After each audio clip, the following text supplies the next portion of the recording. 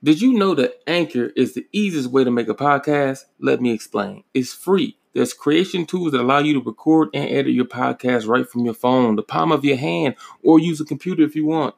Anchor will distribute your podcast for you.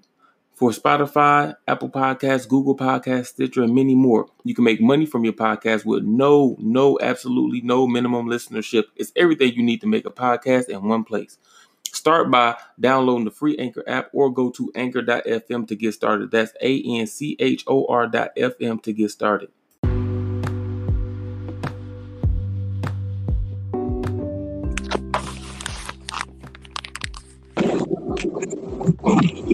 Oh, He's go. Motherfucking train.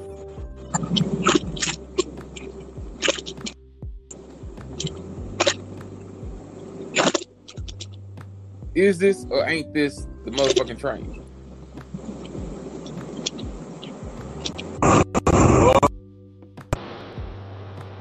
Reese. hello? Yeah. Can you hear me? I can hear you now. I didn't have my earbud in. Hey man, listen, hold on. Anytime. What's wrong with you, dog? One time, because it's you in this damn stereo. Anytime when you get this tone of fucking voice, I know you got some controversial bullshit that's gonna piss me off. Nah, I don't know what you're talking about. All right, let's hear it. What is it today? What's the LA style show today? What the hell you got? Hey, you know, last time you was on to something because you was the first person I heard with the little boy fell in his school. Then everybody on Black YouTube covered it like 2 days later. About what? The stupid dude that got sent back to ninth grade. He got sent back to what? Wrestling. To ninth grade. Oh, the dude in Baltimore. The kid in Baltimore. Yeah. Yeah, it was messed up, man. That happened like that.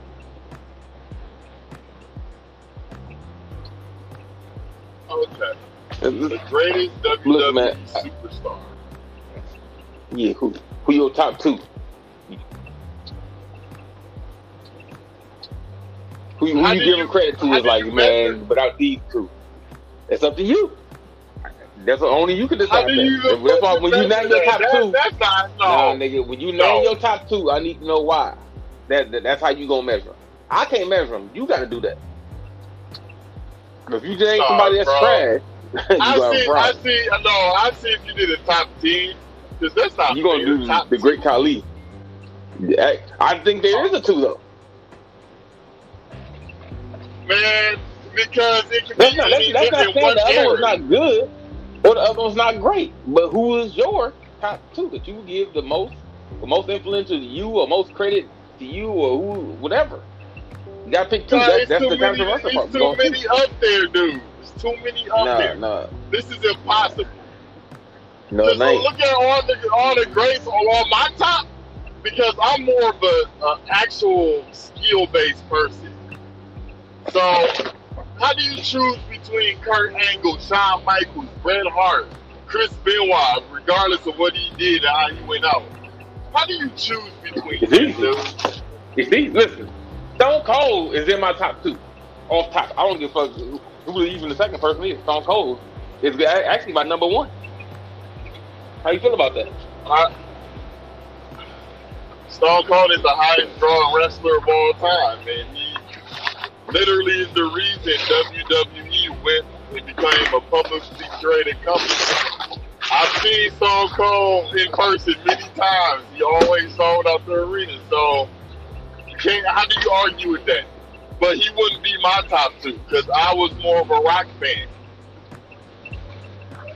Stone Cold would be top 5 definitely, but Shawn Michaels and Bret Hart was my boys. See, but I'm gonna tell you why. I'm gonna tell you why though.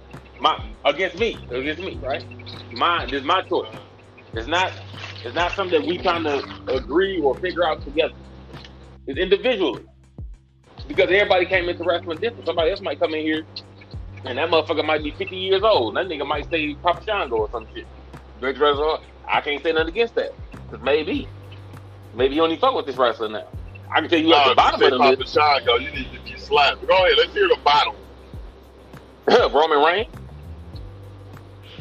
Roman Reigns at the bottom?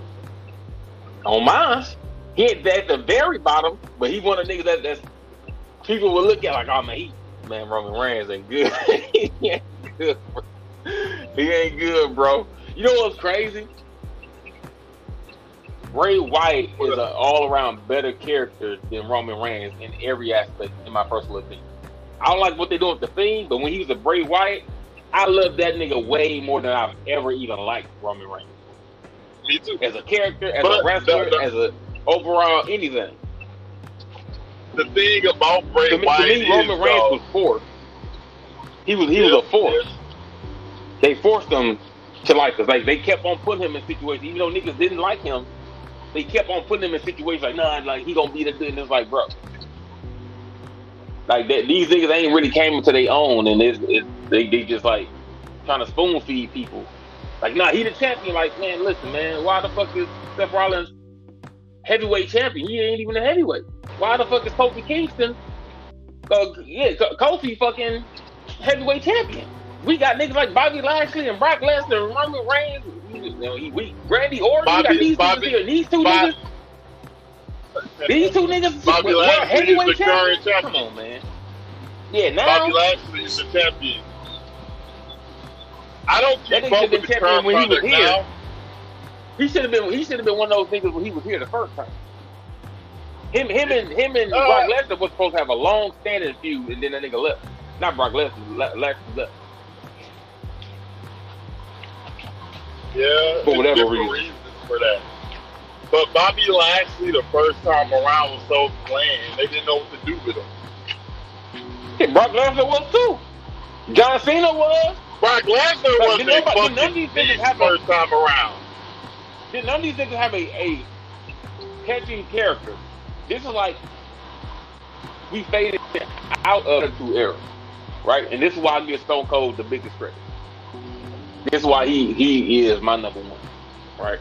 Boom. Stone Cold made it a lane to be you in any way, shape, or form. He made it a lane. Yeah. He also combined being a heel and a babyface at the same time. He also made it cool. He said, hey, Vince, fuck you. Not only fuck you, I'll kick your ass. And then go kick his ass.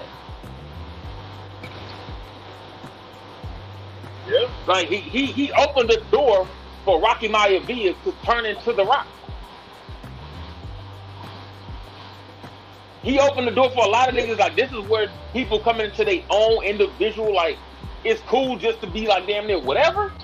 Damn near say whatever and do whatever. Like, this nigga was having feuds with Mike Tyson, bringing beer trucks to the ring, drinking like a motherfucker, chasing niggas, and he was having entertainment. He was having, like, story shit in the back room of doing wild shit. Like, just doing crazy shit, man. Like, that nigga, he opened up a door for the whole Attitude Era, which is the biggest, probably, period in WWE. He opened up the door for that. And it wasn't like he was just like, he just did it and then he fell off. That nigga ran the whole damn the Attitude Era. Like, you take him out, a lot of shit don't happen. He was still one of the top three between him, Rock, and Triple H the entire Attitude Era. Now, you did have people that come in, you know what I mean, and try to get up there like Kurt Angle shit too. Huh? Can Triple H really be considered one of the top three? It's been said by Jim Cornette. Triple H I was saying, he always worked. No, I was saying like in the Attitude Era, I'm saying he was one of those.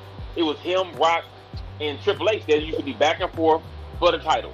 Although Triple H probably had the driest character out of the three, right? So that's saying a lot. That's not saying the dry character. Like, he's he's the game. Like, that's his whole attitude. I will replace Triple H by Mick Foley. Mick Foley was way more over in the Attitude Era than Triple H. Out of those three.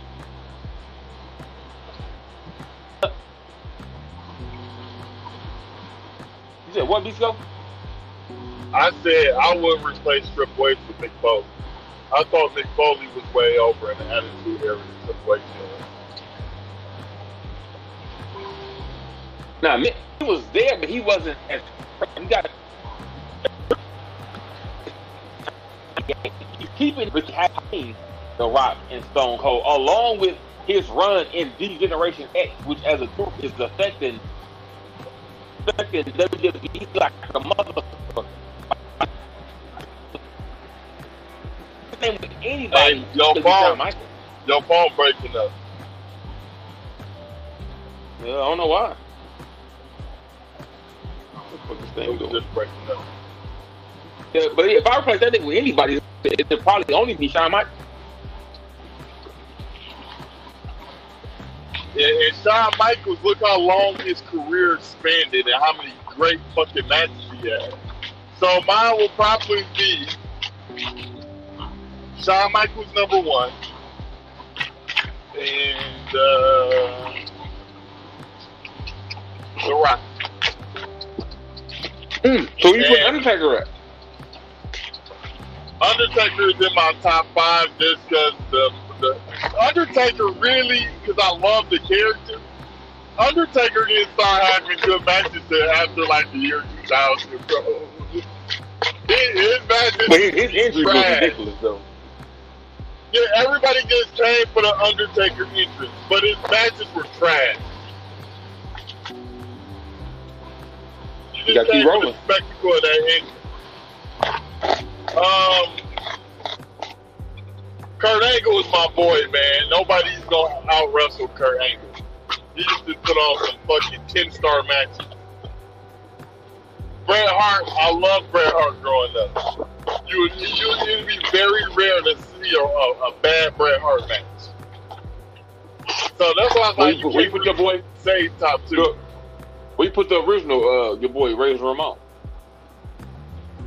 I don't know, like 11 or 12 maybe. Ooh, Diesel down there too? Diesel like 25 maybe. Oh, Diesel could wrestle. Where you got X-Pac at? 212. Damn. X-Pac. You know what? I'm not gonna say that. He was a little bitch, but X-Pac used to put on some good ass matches, dude.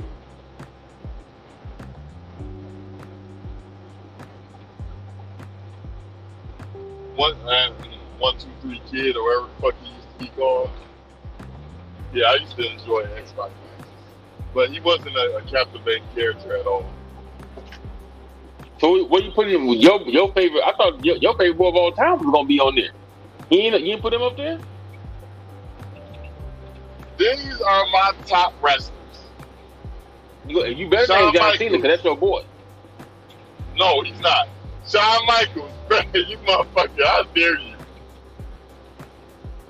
Shawn Michaels, Bret Hart, Stone Cold, Kurt Angle, The Rock, Chris Benoit, Chris Jericho, Undertaker. I guess I don't even want to put Triple H in my top 10 because I can't remember any memorable Triple H matches. Tell me one memorable Triple H match. I ain't gonna remember the matches exactly, but he was in a couple elimination chambers. He was getting it in. Although Shawn Michaels was kicking him in the shit. And Goldberg speared him through it one time. My nigga Booker T.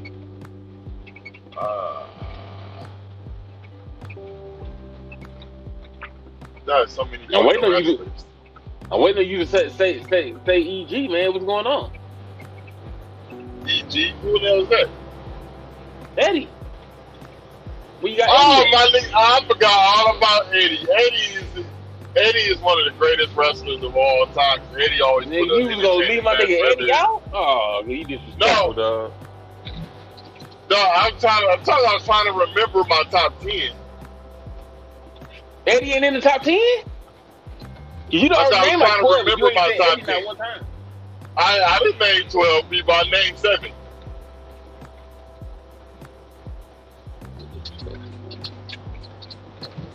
And what Eddie order? is my boy. Orton would be 10 because he's lazy. Because he what? Orton would be 10 because he's lazy. What you mean he lazy? Dude, most of his matches are lazy. They're boring. But when he really feeling it, he'll put on a good ass match. I like his No, character. you gotta I like his blame special. you gotta blame the whack ass Vince McMahon writers for that, dog. You can't blame Eddie for that. I mean, you can't blame Orton for that, man. Orton should have been running the show. Man. He lazy. Nah. He better than the niggas that they got there. How long the match is supposed to last? Them niggas trash. Yeah. Them niggas I actually just started liking Edge. CM Punk was good to me. Who? CM Punk, you got CM Punk. You have to see him in person. Like I used to go to all the WWE events in person, so I'm judging based off that too. Ric Flair was entertaining as hell in person. So you ain't got no WCW stars in there? I said Booker T. That's my boy, man. He the only one? Chris Benoit. Well, I guess Eddie came from there originally. Yeah. You might want to slap me for this, but fucking William Regal. Oh yeah, I'm about to slap the fuck out of you.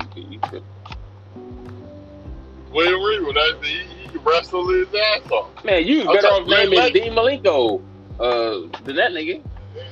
Yeah, but or Flair. I like Lex Luger. Well, where you put Mr. Perfect at? Forgot about my boy Kurt Hennig. See, that's what I'm saying. This shit is. First off, you caught me off guard. You don't give anybody any warning that what shows you gonna do. Then you put me on. You can't do it because people spot. gonna try to get prepared. They gonna get PR answers. I need on the spot. What it do? Yeah, wrestling is something different though. You gotta sit and think about all these. I mean, I've been watching wrestling for like 30 years. I can't fucking remember all that on the spot. So I don't watch the current product. Which iteration of it? Bret Hart and Anvil? Oh, so Bret Hart and Anvil? But the family, Bret, Owen, British Bulldog, Jim the Anvil, Neidhart, those four. Where you got them at? That was like the third iteration of it. That was the Attitude Era. That was, to me, where Bret Hart was doing his best promos when he was a heel. Because as a baby face, he was stuttering and shit. He could not talk. As a heel, yeah.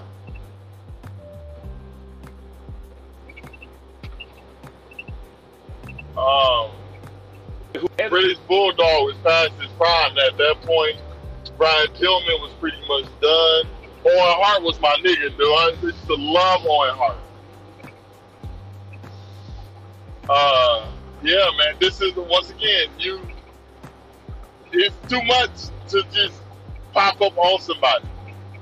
I used to like Farouk. I used to like Farouk in WCW as Ron Simmons.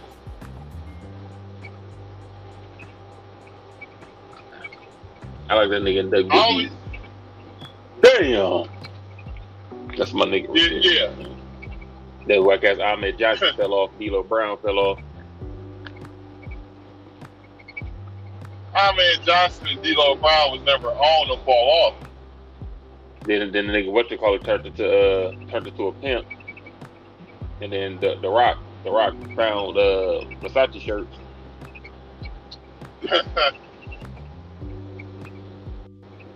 I think the best iteration of The Rock was when he was Hollywood Rock, when he got that tattoo and came back. That was the funniest shit he used to ever do. And you got somebody in the queue.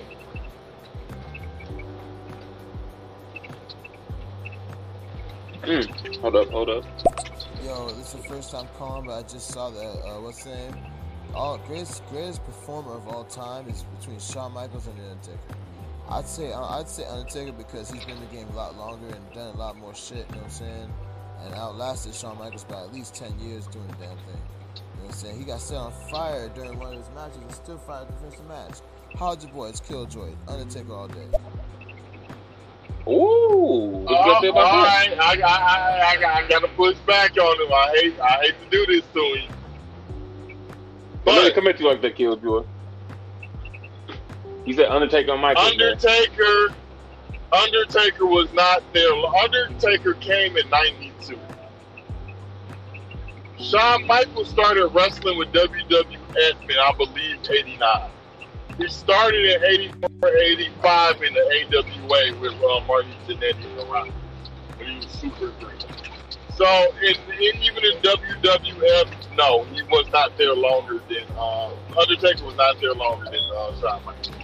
Shawn Michaels had way better matches. He had more memorable matches. And the match between them two at WrestleMania back-to-back was largely carried by Shawn Michaels. Shawn Michaels is the greatest performing wrestler of all time. And that's no discredit to my boy Undertaker or Bret Hart or Kurt Angle, but nobody tops Shawn Michaels' pedigree in the quality of matches he had with anybody. Not even Bret. I don't even think Bret would even say that Shawn Michaels is the greatest performer. The thing is, Shawn Michaels had a good match with fucking Diesel, and that's damn near impossible to do. Come on, man, he had great matches with Diesel, Kevin Nash. Wow. So let's see what's his response. Yeah, but think about all the time that he took off with his injury. If you look at the time he took off with his injuries, you know what I'm saying, then that adds up to the same time as Undertaker has a lot more time on there, you know what I'm saying? Freaking, how many times have Undertaker disappeared and came back? Very few. Very, very few. Undertaker's been in the main for a long time. It was only the end years he started being just for WrestleMania. But before that, he was there every single week, it was Undertaker all day, bro. He was the locker room leader and shit, you know what I'm saying? He held that shit down. Yes, Shawn Michaels came out a little bit before Undertaker and shit, like with the Rockers, but I'm gonna tell you like this, when Undertaker came out first time and shit, on SummerSlam, it was game over from there, bro. Game over from there. He was a horse. He was a workhorse. He worked that damn thing all the way through. How's your boys Killjoy? I can imagine coming in wrestling with Sergeant Slaughter and Hulk Hogan they bum ass finishes, and then lasting all the way until like a couple of years ago. Like it's a couple niggas that's been through a long generation and variety of wrestling, man. I give him his credit on that. Like you came in with niggas, I don't even know if that was wrestling. Them niggas was just throwing punches and bogus kicks and doing leg drops, elbow drops. Yeah. And they special moves was regular moves. Like they was really just fighting.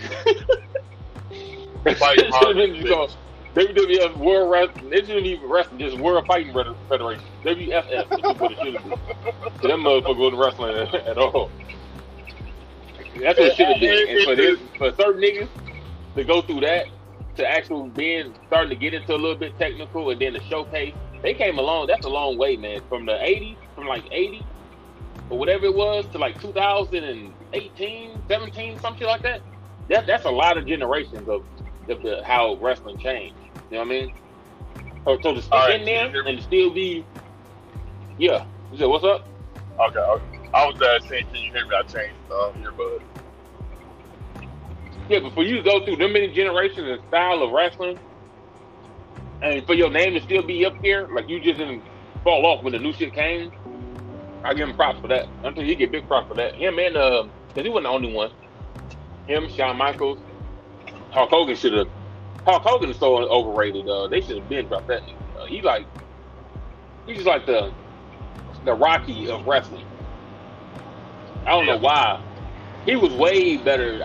He was way more likable in NWO than he was just as the regular Hulk Hogan. because he was so sick, and we got tired of that babyface bullshit.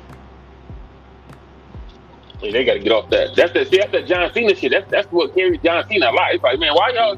This nigga just wrestle, man. He like the new age fucking Hulk Hogan, but he can't wrestle. He can't wrestle. Man. Like, you might as well just start doing leg drops, nigga. Like, what the fuck? Yeah. Hold up. Killjoy might be back at you. All right, I got a question for both of y'all. What do you think about the Alexa Bliss, Fiend, Randy Orton storyline going on right now? Do you think it's interesting? Can Randy keep on spin up bile every time it comes around? And how do you think the Fiend's going to come back and look and when he comes back? How is the boy Killjoy? I watch glimpses of the recent shit because the current product is fucking terrible and damn near unwatchable like these fucking CW superhero shows, but that's a different podcast. I think they fucked up. I think the Fiend was probably going to be the new age, new coming of the Undertaker type character, that unstoppable juggernaut moneymaker, but they fucked him up so bad over these years. They let Goldberg do it. They let Seth Rollins be like, it was too much. Then they just burnt him alive. We wanted Alexa Bliss to turn heel. It's great in concept, but the execution is horrible. WWE needs to fire all his writers, and somebody needs to lock Vince McMahon in the closet so he can't make any more creative decisions. I think your boy Triple H got something to do with it too, you know what I mean? Triple H is mainly under NXT, and for the most part, NXT is good.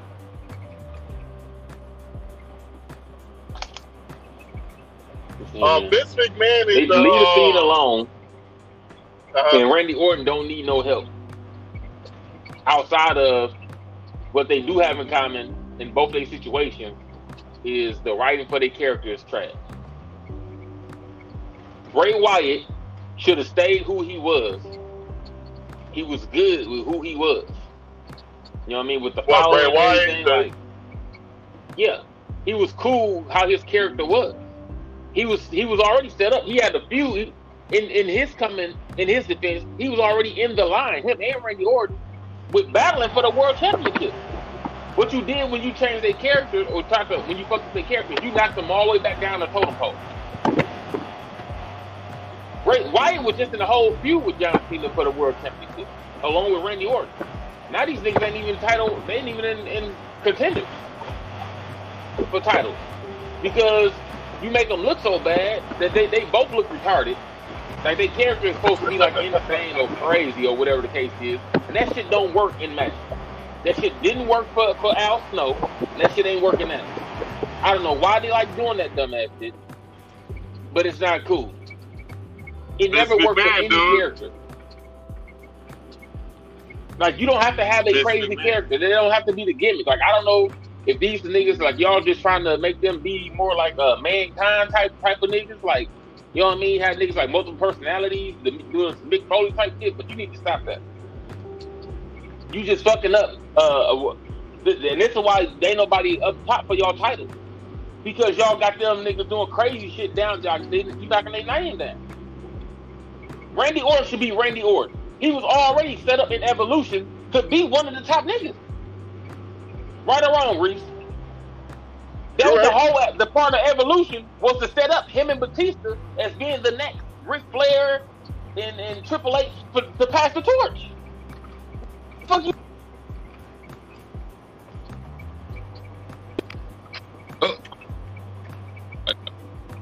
But yeah, so it was already set up for him to be on the road as being one of the next top dudes, and then you fuck that up by making him be crazy all the fucking time, and then instead of winning matches or then just killing niggas based on skill in the ring, now he's kicking niggas in the head all the time. Now he up there talking to niggas on his shoulders and doing all type of retarded shit for no fucking reason. When he clearly can out wrestle 80% of the niggas that y'all got. He probably got wrestle 90% of the niggas y'all got currently. Yeah, I agree. They don't have memorable characters no more. I don't give a shit about 98% of the WWE roster. Because now they're forcing it. Back then, it was more natural. Like, you had people that just, it kind of just drew that. Like, after the Stone Cold situation, you know what I mean? Beginning of the Stone Cold turned into himself a Stone Cold from the fucking bogus ass ringmaster shit. The nigga clearly had a comb over. Outside of that, or a little bit after that, when you got the Rocky Maivas and everybody's coming in, like, really growing into their own, they trying to chase that. Instead of letting these niggas grow into their own, you know what? Because outside of that, like, as much as we talk about the Attitude Era, there was a lot of niggas who didn't make it. There was a lot of niggas who was just irrelevant. They was punching bag. The main titles went through the hands of like the same 5 niggas for years. For years. Yeah. So why y'all can't do that?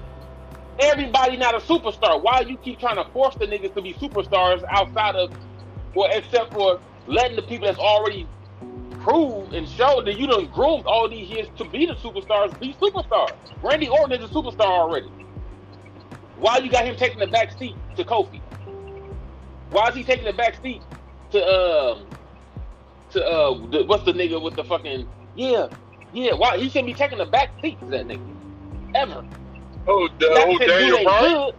Hold on. Daniel Bryan is a better wrestler than Randy Orton. I didn't say not. I'm talking about superstar. He shouldn't take a back seat. Like Daniel Bryan is now in the runners for the championship, and Randy Orton is down here fighting bums like he don't even have a title. That's what I mean by taking a back seat. I would say arguably have a title. No, because he's boring, dude. I would arguably say, keyword, Daniel Bryan is a more popular wrestler than Randy Orton. I didn't say he wasn't. That's not what I'm saying. That's what I'm saying. It's like, okay, how they did John Cena. How many niggas could out-wrestle John Cena yet this nigga's a 16-time world champion? To me, he wasn't even entertaining. You pushed him that hard. Over other people, though. That's what I'm saying. So even when John Cena didn't have a title, John Cena was still in the main event or going for a title all the fucking time. So why, if Randy Orton don't got a world title, why he don't got another fucking European or Intercontinental? He better than the niggas who got him. That's what I'm saying. So if you're not going to put him up there with the Daniel Bryan because you trying to force these motherfuckers, so why he ain't over there kicking these other niggas' asses then? Now he over here he might as well be on NXT or something. Because he ain't being used correctly. Even the people that you trying to get over the hill, right? If you trying to get these niggas over the hill, they should be going to get a good Randy Orton to show that they're that good. You get what I'm saying? You don't knock the good people out of the top. This is what made the Attitude Era good. Because you got so many niggas. Not like a lot, but you got Kurt Angle. You got Stone Cold. You got The Rock. You got Undertaker. You got Shawn Michaels. Right? You had these niggas in constant rotation. There's only one title by that time. This is before the WWE shit. There's only one title. But it made matches entertaining because you don't know who the fuck is going to be up there. Out of those 5, you don't know who you're going to get in the main event for the title. And you don't have repetitive matches. Now we get repetitive matches because the niggas that should be up there at least competing, even if they ain't winning, competing, you got doing over here doing bum shit like the Fiend. You had Bobby Lashley wrestling bums for years. Him and Brock Lesnar should have been like Horn. These are 2 biggest niggas there. At least muscular niggas there. They should have been like Horn. They wasn't ready. But that's what I'm saying. But there's a lot of niggas that you gave the title who wasn't ready. John Cena was never ready. His wrestling capability still don't show that he was ready. But you did it. Roman Reigns wasn't ready. It still isn't ready, but you still got him there. Y'all niggas wait for Eddie Guerrero to pass and then gave the title to Rey Mysterio. He was ready to be a heavyweight champion. Now all of a sudden he's beating Undertaker and everybody else. It don't make sense. So it's like it's an excuse to a degree. It's like, oh man, but this person wasn't. But it's like, so this person was, and then when you think about it, like, damn, nah, he wasn't. So it's like they picking and choosing on who they push and when they push instead of just pushing a group of niggas at the same time and letting everybody fend for themselves. We gonna test your character. It's easy for Randy Orton to outshine bums even in his bogus state of writing, because he can still wrestle better than the people that y'all got him against on these lower levels. He should never be down there. He worked too much to get up here already. In name alone, Wyatt shouldn't be over there wrestling these bums, like doing this off-brand shit that y'all got him doing. He's supposed to be up there. That's what he just was before y'all made him Fiend. Y'all got him over here kicking it with the nigga who used to eat worms and shit. He might as well be dude.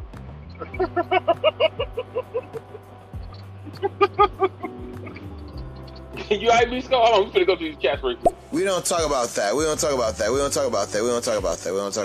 No. Goldberg being the Fiend, we don't talk about that. It happened. I mean, it's a scar on the fucking list, but it happened, you know what I'm saying? Shit happens. It got slick. And he's been through a lot of matches, and he's lost a few matches and shit, but the thing is that his aura is still there. You know what I'm saying? The very mystique of him is still there, you know what I'm saying? Motherfucking, yeah, they fucked him over when motherfucking, he lost the belt to fucking Roman. Or at least the triple threat, and he lost that to Roman, you know what I'm saying? But that was a hell of a match, either which way you look at it. How are your boys, Killjoy? I think we all in agreement that Fiend shouldn't be there. Right? You stacking that, Reese? They fucked him up. Yeah, they did. They fucked up a golden character, dude. Dude had a following. He turned the lights off. Nigga, how many people got lights up in the air for this dude? Like, he had the following already. No, I remember the last time we were at the Bradley Center, when it was the Bradley Center. And he came out and everybody had the fucking cell phone lights, the fireflies, what they call them. I said, this dude, this is a special character in WWE. Vince McMahon fucked it up. And he had found his line of like the Stone Cold line of being a bad guy and a good guy. Because I think people looked at him as a bad guy, but he really wasn't. You know what I mean? But look at his following. Just like, damn, how can he have this many people who like him if he a bad guy? Same when Rock been bad. Niggas still love Rock. About 1,000. Millions. Stone Cold, like, by the time you love the character, bad guy ever, though. You loved him. So I don't get the thing, like, you completely changed his whole whatever. We all in agreement, though, Killjoy. The Fiend shit is bogus. And fucked up. The greatest superstar is gotta be The Rock. I mean, maybe not necessarily within the confines of wrestling, because, you know, when he was wrestling, it definitely was Stone Cold. But it's gotta be The Rock now, just for worldwide appeal. Ooh, he's a Rock number one. I wouldn't even argue with that. Yeah, I know you wouldn't. I wouldn't even argue with that, to tell you the truth. But technically, John Cena had a longer career than The Rock. That nigga, and he got more titles. that nigga like damn near 20-time world champion. dude, like damn near 20-time world champion. Like, he damn near passed everybody, probably except Ric Flair. Who got the most title championships? I think it's John Cena, ain't it? It's still technically in wrestling, it's still either Ric Flair or Jerry the King Lawler. I'm assuming it's Ric Flair. That nigga, so he's like one of the top 2 or 3, dog, and he was like the weakest one. His wrestling skills like the poorest one. When Memphis was the territory, Jerry Lawler had over 30 titles, so world title run. So yeah, but recognized NWA titles, it would be Ric Flair. Ric Flair, and then John Cena, I guess. And Ric Flair, early 90s, 1992 WWF Royal Rumble, Ric Flair, nobody's topping that. Ooh, nobody. What? Ric Flair at the 1992 Royal Rumble, nobody's topping that. Nobody. Every federation has an Undertaker wannabe. Every single federation. Because the chemistry that made with the Undertaker was fucking perfection. Every single. You got Luchasaurus in the AEW.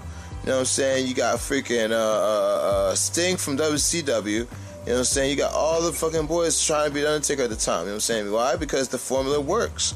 Now we've got a new guy and shit on the map. You know what I'm saying? And I like the transformation. The transformation, the way he pulled it off and shit was very good. The vignettes were perfect. You know what I'm saying? The Firefly Funhouse is it's genius if you look at it. If you're just not into that deep dark shit. I understand it's not everybody's cup of tea, but honestly, it's the newest and freshest thing that's come out of wrestling like in the last fucking 20 years. For real. Everything else is just trash. Only thing I watch is to see what the fuck is going on with the Fiend, and that's something.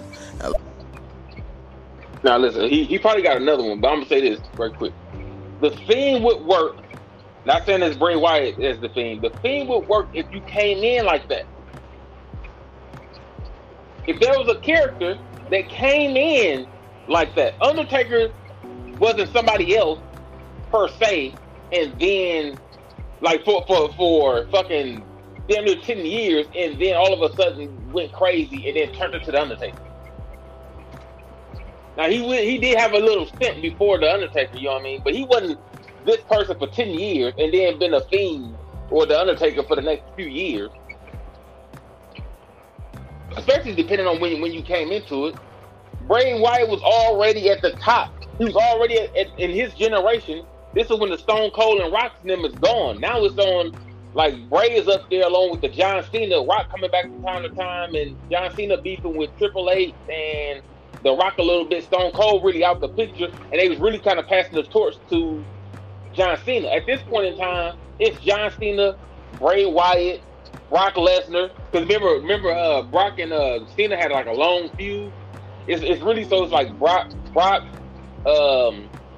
Bray Wyatt, Randy Orton, Batista, like them motherfuckers. And they completely, at the height of this nigga already in the mix of being a champion, changed his whole character. And they knocked him down to where he wasn't even competing up there. Like, he didn't go to the Fiend and then was in the next title match. So I take it you don't like the character of the Fiend. No. I don't like Bray Wyatt being the Fiend. I say it like that. The Fiend should have been the person that someone came in as the Fiend. It's like, okay, you wait till The Rock grow up to be The Rock. Right? You wait till Rocky Maivia grow up to be The Rock. And then you completely change him to be like a Kane type character wearing a mask and don't say anything. You took his whole character away. The point of watching The Rock was watching The Rock be entertaining as The Rock. I like to see Bray Wyatt as himself. He grew into a character and then you stole that character and gave me somebody that I didn't really like that much. We already have Randy Orton doing that weird shit. We don't need a Fiend. What is Randy Orton doing? I haven't paid attention. They got him doing. Last time I checked, I don't watch that shit no more. Last time I checked, he was doing the crazy shit. Like he went all psychotic. Well, he got voices in his head type shit again. That's what he on. That's his theme song, though. Yeah, but remember he came into his own and then he wasn't doing that. Like when he was with Evolution, he wasn't doing that. That was still his music. You know what I mean? But it was like I'm Randy Orton. I'm young nigga, throw my arms in the air. I'm the coldest nigga here. Remember he was on that Randy Orton. That's the Randy Orton I like. I'm the coldest nigga here. Nigga, I'm better than Batista. I'm better than Ric Flair. I'm better than Triple H. When he got on that and he grew into himself, and Evolution broke up, that's the Randy Orton. So if we just got past him doing the crazy shit, now he done cleared again. He done leveled up. Why he going back down to do the crazy shit again? That didn't get him up here where he at. So why would we do that? Him being himself is what got him up here to these back-to-back title matches. Why the fuck is we doing the crazy shit again and now he ain't in the running? And y'all probably wondering why. Because nobody want to see that shit. I want to see Randy Orton be Randy Orton. Nigga, show me you the greatest nigga there is. By all means. That's the nigga I want to see get in the ring and wrestle. Like, boom, you got like Eddie. Eddie at his height, lying, cheating, and stealing. That's the Eddie I want to see. finna go in there lot cheating. I don't want to see him do anything else. Because I just watched him for 10, 15 years become this nigga right here. And this nigga right here is what's winning. This the $80. You know what I mean? Like, everybody came into their own at a certain point. Why would you take that away? Why it came into his own and then you took it away? Randy Orton came into his own and then you took it away. For you. I got 2 words to explain that for you. Vince McMahon. As long as Vince McMahon is alive, you gotta get the fuck up out of here. Why is he even still around, man? Ain't he like 80 or something, man? Go sit the fuck down. Yeah. I thought you was passing the shit on to Stephanie and Shane anyway. Why the fuck is you still making calls? Go sit down and just relax and enjoy your money. Let's get these chats up out of here. What up, Killjoy? What up, Reese? No, I'm listening. All right. If you're talking about Randy, I'll say this: Randy is a complete package when it comes to a wrestler. But you can't say this dude, and I'm not one of these dudes who likes a whole bunch of flipping and all that shit either. But Randy is boring as fuck in the ring, 100%. Like, his promos are, decent to good. I can't count on one hand how many great Randy Orton promos that I heard. I really can't. Like, I can name you the great Rock and Stone Cold and Ric Flair and hell, even like a Kevin Owens promos. I can't really do that with Randy. Randy, again, aesthetically, the dude's built. He's a complete wrestler, but he's boring. Told you. I fucking told you he's boring. See, but this one thing, John Cena was too to me. To me. To you. Look, I agree with you. That's all I always think you're to say to me. Very charismatic, and John Cena moves merchandise. I ain't saying he didn't. But that don't help me when I'm watching a wrestling match. You selling numbers and shirts don't help me when I'm watching a wrestling match. And you can't wrestle. Right. I will be the first to tell you. In all of John Cena matches, it was the other person that carried their match. It wasn't John Cena. Yeah. I'll be the first to tell you, LA. I was sick of Super Cena. He be getting beat up the whole match, then all of a sudden come at the end and do that Hulk Hogan bullshit. On some Vegeta and Goku type shit, dog. This nigga, he get beat up the whole tournament, and then this nigga get another level out of nowhere, and then he turns Super Saiyan Blue, and then he wins. It's like, bro, you got beat up the whole time, though. You got beat up for 10 minutes. How do you even have energy to pull off these same 5 moves that you got? Yeah. But you do it every time. Yeah. 16-time world champion. You won't get any argument in here. I get it. Yeah. So I'm just saying, if y'all done pushed these people before, I need to know the reason why you ain't pushed the people that can actually wrestle. Who's at least showed he's showed an entertaining character. Now, if y'all didn't bring it out of him, that's on y'all. I don't know. You know what I mean? I can't say much more than that. But the writing y'all doing right now is definitely not doing it. All right, let's go to the chat. We at 9. Have you noticed that Aleister Black has been off the roster for quite a bit, and at first I thought he actually left WWE, but I looked into it and apparently he's on a hiatus, and it's to do with his it's to do with the fact that he doesn't like the way he's being written, like his sort of like character. But yeah, I think I honestly think I could see him in AEW. Like at the moment there are a lot of WWE superstars that have gone to AEW, but yeah, it is quite a shame to not. Okay.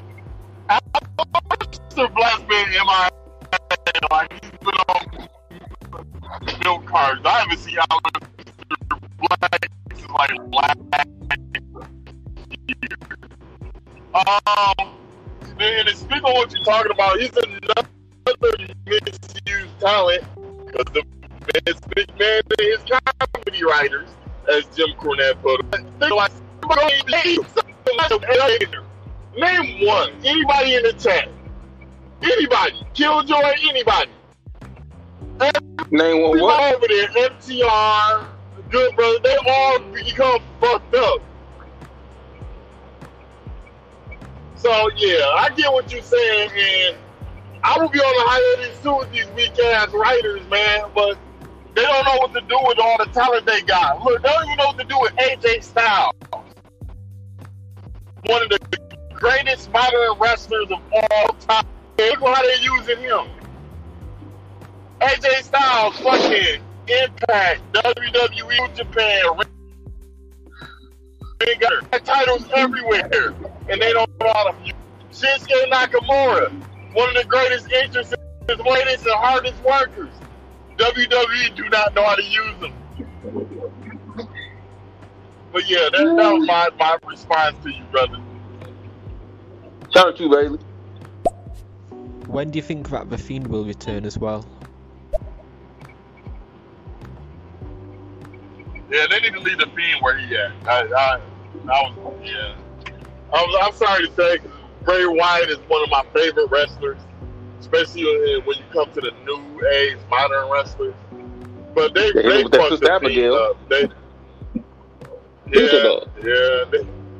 Y'all need put the Fiend up. Bring back Bray Wyatt. Yeah, Bailey, we agreed earlier, man. The Fiend is, man, they fucked up Wyatt character, man. Like, don't nobody want to see that, man. At least I don't. I don't want to see it. I'd rather see him back as Wyatt and competing on what he know how to do than you trying to make him the new Kane or some shit. Like, I don't want to see that. Let him be Wyatt. Let him have his following. Let him come out there and do his entertaining speeches and shit like that. And you know what I mean? Let him do that. The Fiend / damn near crazy, psychotic, pedophile attitude that this nigga got, I don't like that. You know what I mean? Nah, you keep that. What sort of wrestlers do you prefer? Like technical wrestlers or like high flyers like Jeff Hardy and Rey Mysterio? You know, those sort of wrestlers. Technical wrestlers, go ahead. Right? But Bret Hart, Triple H when he want to. I'll say someone like Ric Flair is technical. Dean Malenko was technical. Saturn was technical. But to me, probably the best technical. Like, I like to see that nigga wrestle. Even though Eddie Guerrero could too, was Chris Benoit, for better or for worse. You know what I mean? For better or for worse, or how you look at him, that he could, man, listen, he was getting down. Yeah. What you got, Bisco? With technical, it's gonna always be Bret Hart, Kurt Angle, Chris Benoit. Then you cannot not mention Dean Malenko. Look how many fucking moves he done created. But yeah, mine gonna be Bret Hart and Kurt Angle. Hell, even Kurt Hennig. I put Kurt Hennig up there too. Mr. Perfect could wrestle. He could wrestle. I keep forgetting about Kurt Hennig, man. What the fuck is wrong with me today? Because he been gone for a minute, bro. Like, I don't know if he passed, but he like 21 years. I know he been out of wrestling like for a long time, but I remember seeing him. He's been dead for literally 21 years. Oh yeah, see, so he was probably out some years before that. So yeah, it's been a minute. But sometimes when I think of wrestling, I go back to when I don't think of wrestling, I go back to two parts, right, in my head. That's the Attitude Era, and then when I go back again, it's, I don't know the time period, but it's when we got Razor Ramon and Shawn Michaels beefing. You know what I mean? And today beef in like the ladder match or whatever. Yeah. So then around that time, that's where you got Bret Hart and them is in there, Kurt Hennig and them is in there. Like that's what that generation. I like that generation, right? Although I did come in the generation where I saw Ultimate Warrior now, right? I seen it, but that doesn't stick to me. So anytime I talk about wrestling, I go to two periods, and those are two periods that I think of, me personally. So Kurt Hennig he got to be there, bro. He was perfect flex the motherfuckers, dog. He was there, dog. It was like an Attitude Era before the Attitude Era. Now that I think about it, because you got Razor Ramon, you got Bret Hart, Owen Hart, you got Shawn Michaels, Diesel, Mr. Perfect. Like these are characters. Undertaker, these are characters. So it's almost like an Attitude Era before the Attitude Era. I think the Attitude Era is really, they just kind of took it to the extreme with the FU situation. You know what I mean? Fucking with Vince McMahon and shit, all that type of shit. John Cena actually broke Ric Flair's record, so it goes John Cena and then Ric Flair. John Cena never got past the 16 world titles. And if we were to count, let's look it up. I'm gonna go look it up. Go ahead. So let's listen to some more. Most world. Can you press the button or not? Because I can't press the button if I'm Googling. Oh, matter of fact, hold on. Okay. To be the man, you got to beat the man. Woo! Killjoy? Killjoy, my boy Killjoy. Woo!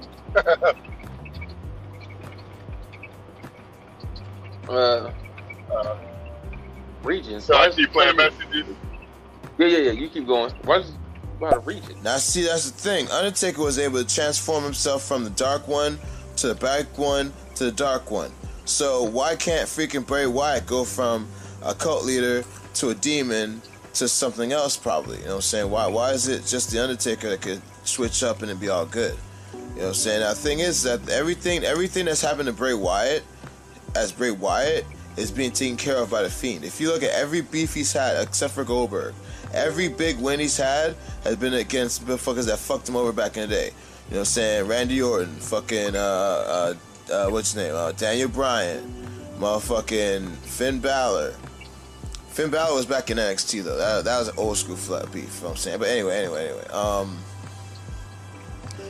And he had Finn Balor beef with fucking on Raw. That's when they had the fake ass fucking Stravakill. How's your boys Killjoy? Well, I for one like the character of the Fiend. Yeah, I like the character of the Fiend. LA doesn't. I think they fucked it up. I like the Firefly Funhouse and that whole concept of him being like a Mr. Rogers and being a demon in the ring. I like it. But he's under the restraint of these fucking writers, dude. They got to get rid of these writers. So let's keep going. Hey, what's up, y'all? Just wanted to stop doing show love. I see I got WWE superstars in here. I don't want to change the subject on y'all, but I just want to say D'Lo Brown was the greatest wrestler ever, fam. Underrated, in my opinion. And I'm an expert in my opinion, so yeah, that's it. What you got to say about that? You was my boy until you said that, man. Report dude. Everybody report his profile. How dare you? You know what? I can't remember if D'Lo Brown actually wrestled in Smoky Mountain before he came to the WWF or WWE. But I found D'Lo Brown very entertaining in the 90s, the late 90s, the Attitude Era. Greatest wrestler? Absolutely not. Absolutely not. How dare you? I'm laughing even fucking saying it. No, how dare you? LA? Nah, I think you tripping. You tripping on D'Lo Brown. I did used to like D'Lo Brown though. I used to pick him in wrestling games just so I could do a special move, even though niggas didn't stay down from it. All right. You know niggas didn't stay down from it, but that little frog splash at the top rope. That's because those old wrestling games was broken, dude. That's what this game should have been. I said that's what this podcast should have been: the greatest WWF wrestling game. And you would have caused a lot of controversy because I already know what your answer would have been. Yeah, the wrestling game? The greatest WWF wrestling game of all time. I probably would have picked WWF/WWF. Yo, we all knew you would have picked No Mercy. I would have picked Here Comes the Pain. I would have picked No Mercy, I'm going to be honest with you. As long as nobody say WWF Raw from the original Xbox. Yeah. That shit was terrible. As long as nobody say that. That shit looked fuzzy. Worse. That shit looked like TNA. It was smoky in the arena and shit. Nah, I remember I had the TNA wrestling game. I brought it over to your house, dog. That shit was terrible.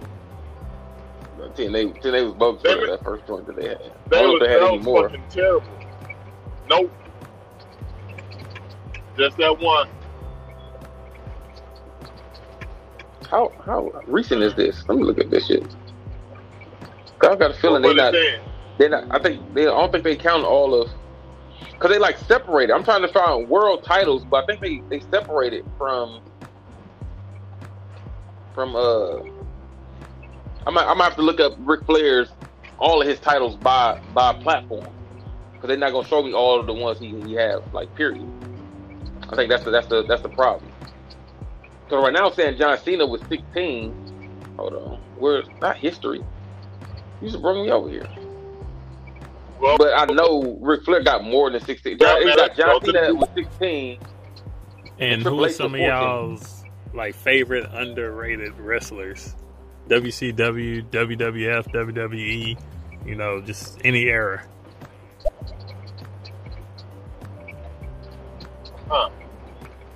Underrated? You said underrated? Underrated WCW, Chris Jericho.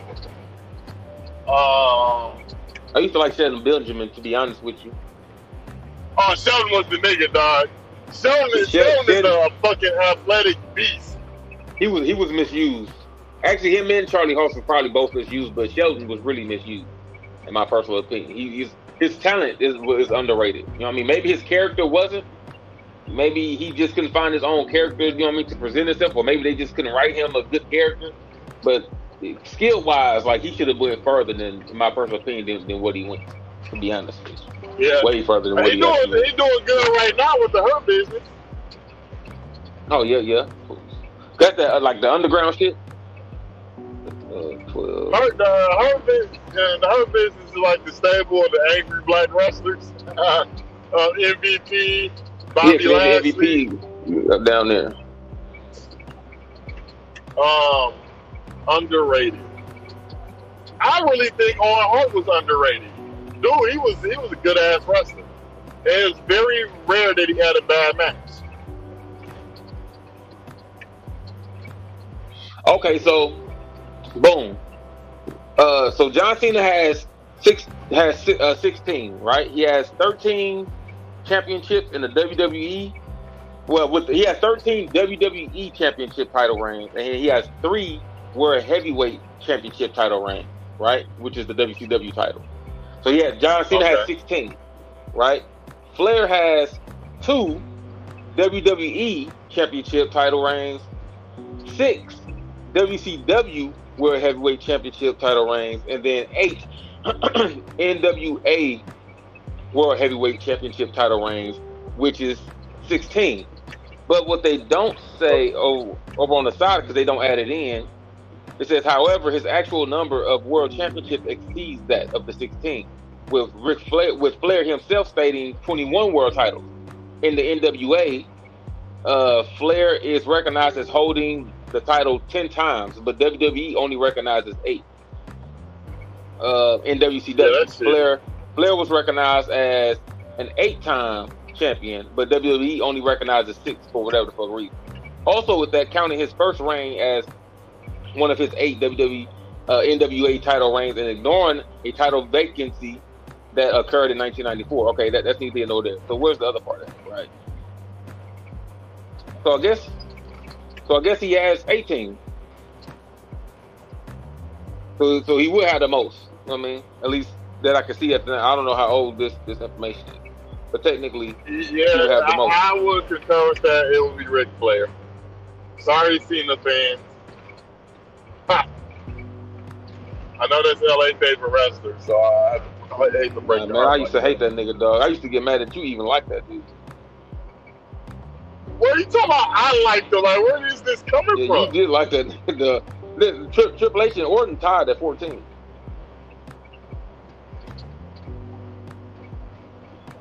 The only iteration of John Cena I liked was when he rapped. When he became this Hulk Hogan clone, I fucking hated John Cena. Hated Stone him. Cold, look, as big an impact Stone Cold had, he only had 6 title championships. Shit, Rock only had, what, 3 or 4? Now it says The Rock had, Hold on, let me see. The Rock got 10. How?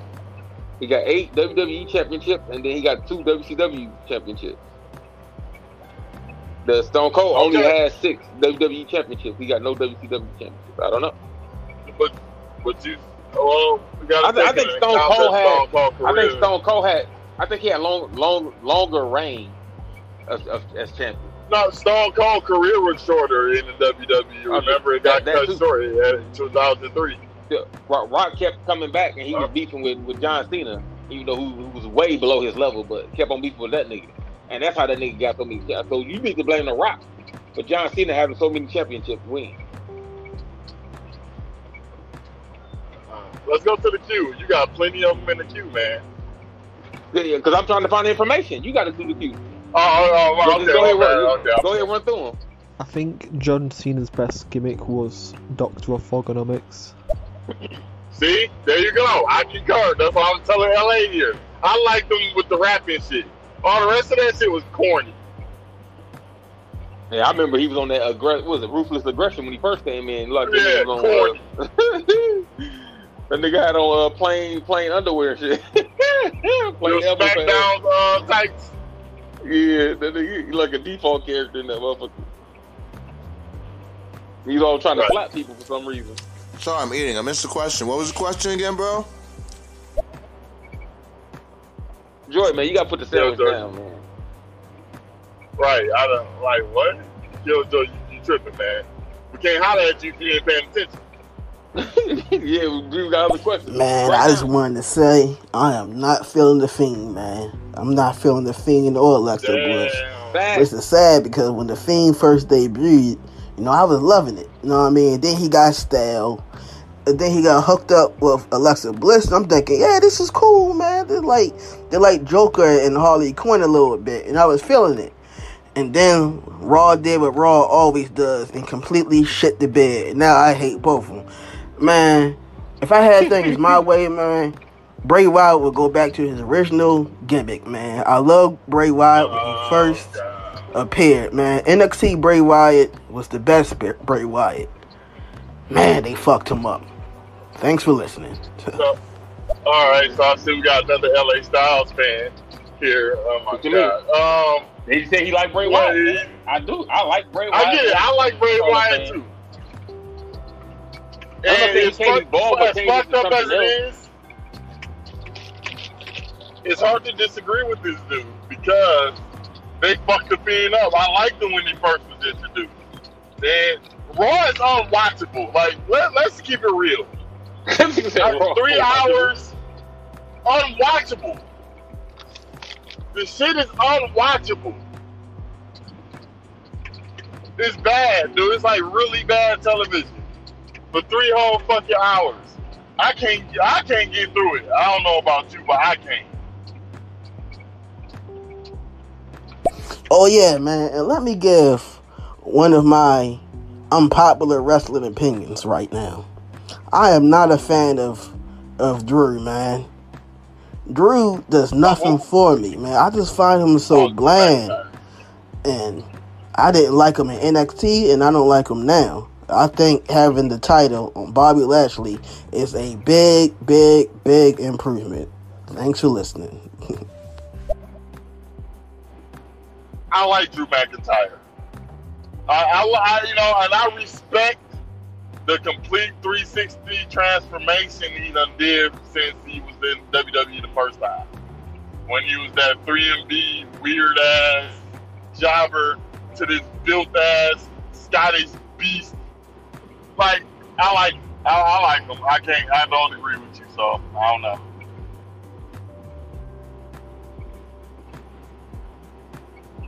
You want to know the problem with WWE is the writing staff has no ideas fucking anything. Right now, almighty fucking Bobby Lashley has the fucking belt and shit. And they have no idea who they're gonna fucking have him fight with. There's no storyline behind it. There's no fucking beef behind it. There's no set behind it. It's just is what it is.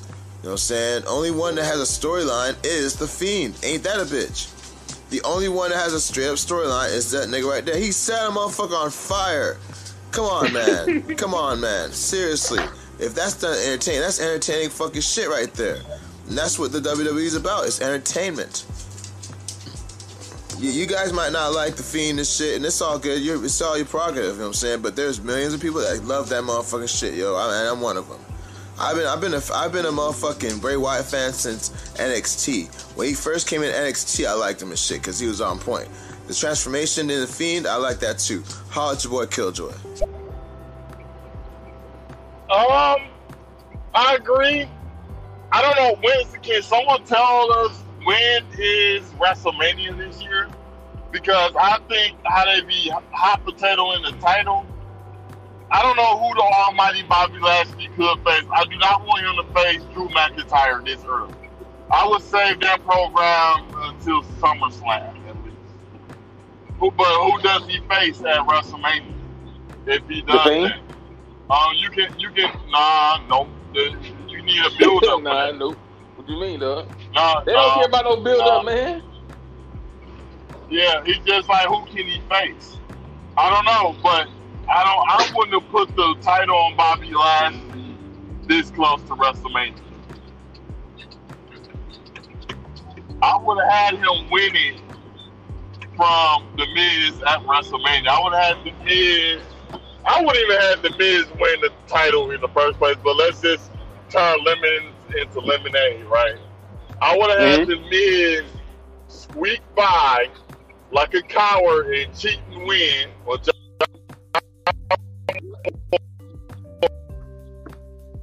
get destroyed. Like, no offense, nothing. Destroyed. A glorified squash match. Drew McIntyre comes back and he challenges almighty Bobby Lashley, and they program is set for SummerSlam. There you go. No fees. Man, you said Kurt Hennig, Mr. Perfect. Man, that brought me back. Yo, that perfect suplex, bro, that's one of the hardest finishers ever. Yeah, this the perfect flex, man. You know what I mean? Yeah, and see how everybody forget about Mr. Perfect, man? Like, you had to remind me like 3 times, like, fuck, Mr. Perfect. Mr. Perfect, man. Come out, spitting the gun. What happened to Kurt? Listen, I'm gonna give y'all another one too. This goes into earlier, who I think is underrated, or was underrated, and who could have been used. Huh? I'm about to say, you better not say Virgil. Nope, Carlito. Alright, Carlito was the nigga. He another lazy motherfucker too. What's wrong? You've been real disrespectful. What Carlito? He lazy, dude. He a good ass wrestler. He just fucking lazy. Fucking lazy. That's the problem. My problem with Orton. Orton is one of my favorite wrestlers. He's fucking lazy and boring. Disrespect. And if you didn't know, he's the son of IRS. Freaking Erwin R. Shyster. You know what I'm saying? The IRS cat used to roll with fucking Ted DiBiase back in the day. Yeah, that's fucking Bray Wyatt and Bo Dallas' daddy right there. Holla at your boy, it's Killjoy. Yes, we know that he's the son of Mike Rotunda, the sweatiest wrestler in history. This dude used to. I didn't know that. As soon as the bell rung, he was sweating. Like, how? It was hot in the building. Hot in the bitch in that little short sleeve shirt and a red tie and the suspenders. Hey, that's why they barely won any matches. That's why your favorite group of all time is the Right Descent. What did you think of ECW when it was still on air, and before that, before WWE bought them out and it became another brand? Like, when you've got like wrestlers like Hardcore Holly, Tommy Dreamer, I think Mick Foley was on ECW as well. ECW, yeah, and CM Punk. I think for ECW as well, there was more freedom. There was more freedom for characters. Like they had more sort of creative control in ECW. Back when Paul Heyman was the general manager for for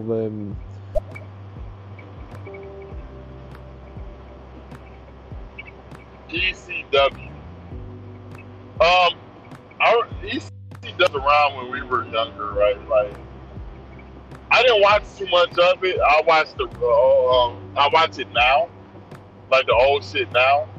I hated that, like that fucking sequel iteration WWE did on Sci-Fi. That was fucking terrible. But ECW back in the day, well, watching it now from the shit back in the day, it looked exciting to me. And what's funny is about ECW, towards the end of its run, the wrestling got really good. So that was really fucked up to see. But yeah, they hot-sided themselves into oblivion. When you got people being set on fire, tables everywhere, I gotta agree with Jim Cornette. It's like, it's too much. So how do you get over a regular wrestling move when I can hit you inside your head with a fucking barbed wire sledgehammer that's on fire and you still get up? So yeah. I mean, I'm sorry, D-Lo wasn't the greatest. That was kind of a troll, but he was entertaining. Can't nobody shake their head like that dude. That shit was crazy. I remember when I was a kid trying to do that shit, I used to get fucking headaches and migraines trying to imitate that motherfucker. Hey, we all used to do that shit as a kid. I remember in middle school, I used to try to do that shit. But yeah, we got videos to trial, man. Ain't nobody go home and report your account. But you know better than that shit. D-Lo, come on, man. Yo, greatest wrestling game was that goddamn, I think it was like WWF Arcade and shit with like Doink the Clown and the Undertaker throwing out spirits and shit. That shit used to go hard. You know what's funny? I was actually playing that on my arcade machine that I got my Raspberry Pi in. So what he's talking about is WWF WrestleMania, the arcade game. We all had that as a kid. I'm pretty sure, LA, you had it on Sega or something shit. I had it on PlayStation. I can't remember. I had it on Super Nintendo and PlayStation. Whereas Ramon used to be like niggas doing nobody messing with the bad guy move. You grab everybody's legs. do the Incredible Hulk to him. The Incredible Hulk. Yeah, I like. Yeah, I like Yokozuna, Bam Bam Bigelow, and Undertaker. Actually, that was a nice little throwback. Yeah. Super kicking niggas from Shawn Michaels. But George the Clown had that fucking hammer. And he had that, was it the electrified glove or something like that? Yeah. Put it there, pal! Yo, greatest wrestling game of all time was Here Comes the Pain. That was the shit. You could walk around in the back, you could whoop motherfuckers' ass in the backyard, in the back and shit. You fight any way you really wanted to. Your matches would be just beautiful and shit. Yo, if they remastered that shit and brought it back out, what? Fuck what you heard. That'd be game over for what? That'd be so lit. How'd your boys Killjoy? See? There you go, LA. And he said, "What? Listen, when Here Comes the Pain was out, I don't even think I was playing wrestling on. I wasn't playing SmackDown like that. I was more of a Raw person, so I ain't got too much time with the early on SmackDown. I ain't getting to SmackDown or even want to play that version of the game until they put it in the 3D, and it looked whack. But until they put that move in there." Which Bobby Lashley did you prefer to see the most? The one on TNA, or the one what we're seeing now in WWE, where he's now the WWE champion? The TNA Bobby Lashley, I'm not familiar. I haven't seen too much of this one. I ain't been watching wrestling, keeping track of wrestling in like 3 years or some shit. Like I catch it on and off because my son is into it. Me personally, I don't even watch it at all. I catch glimpses or see some shit on YouTube about a recent match or some shit like that. But other than that, I don't watch it. So I don't know how good he's wrestling right now. The only ones I have to judge when he first came in WWE, he was the more technical on the technical side, and then the one from TNA.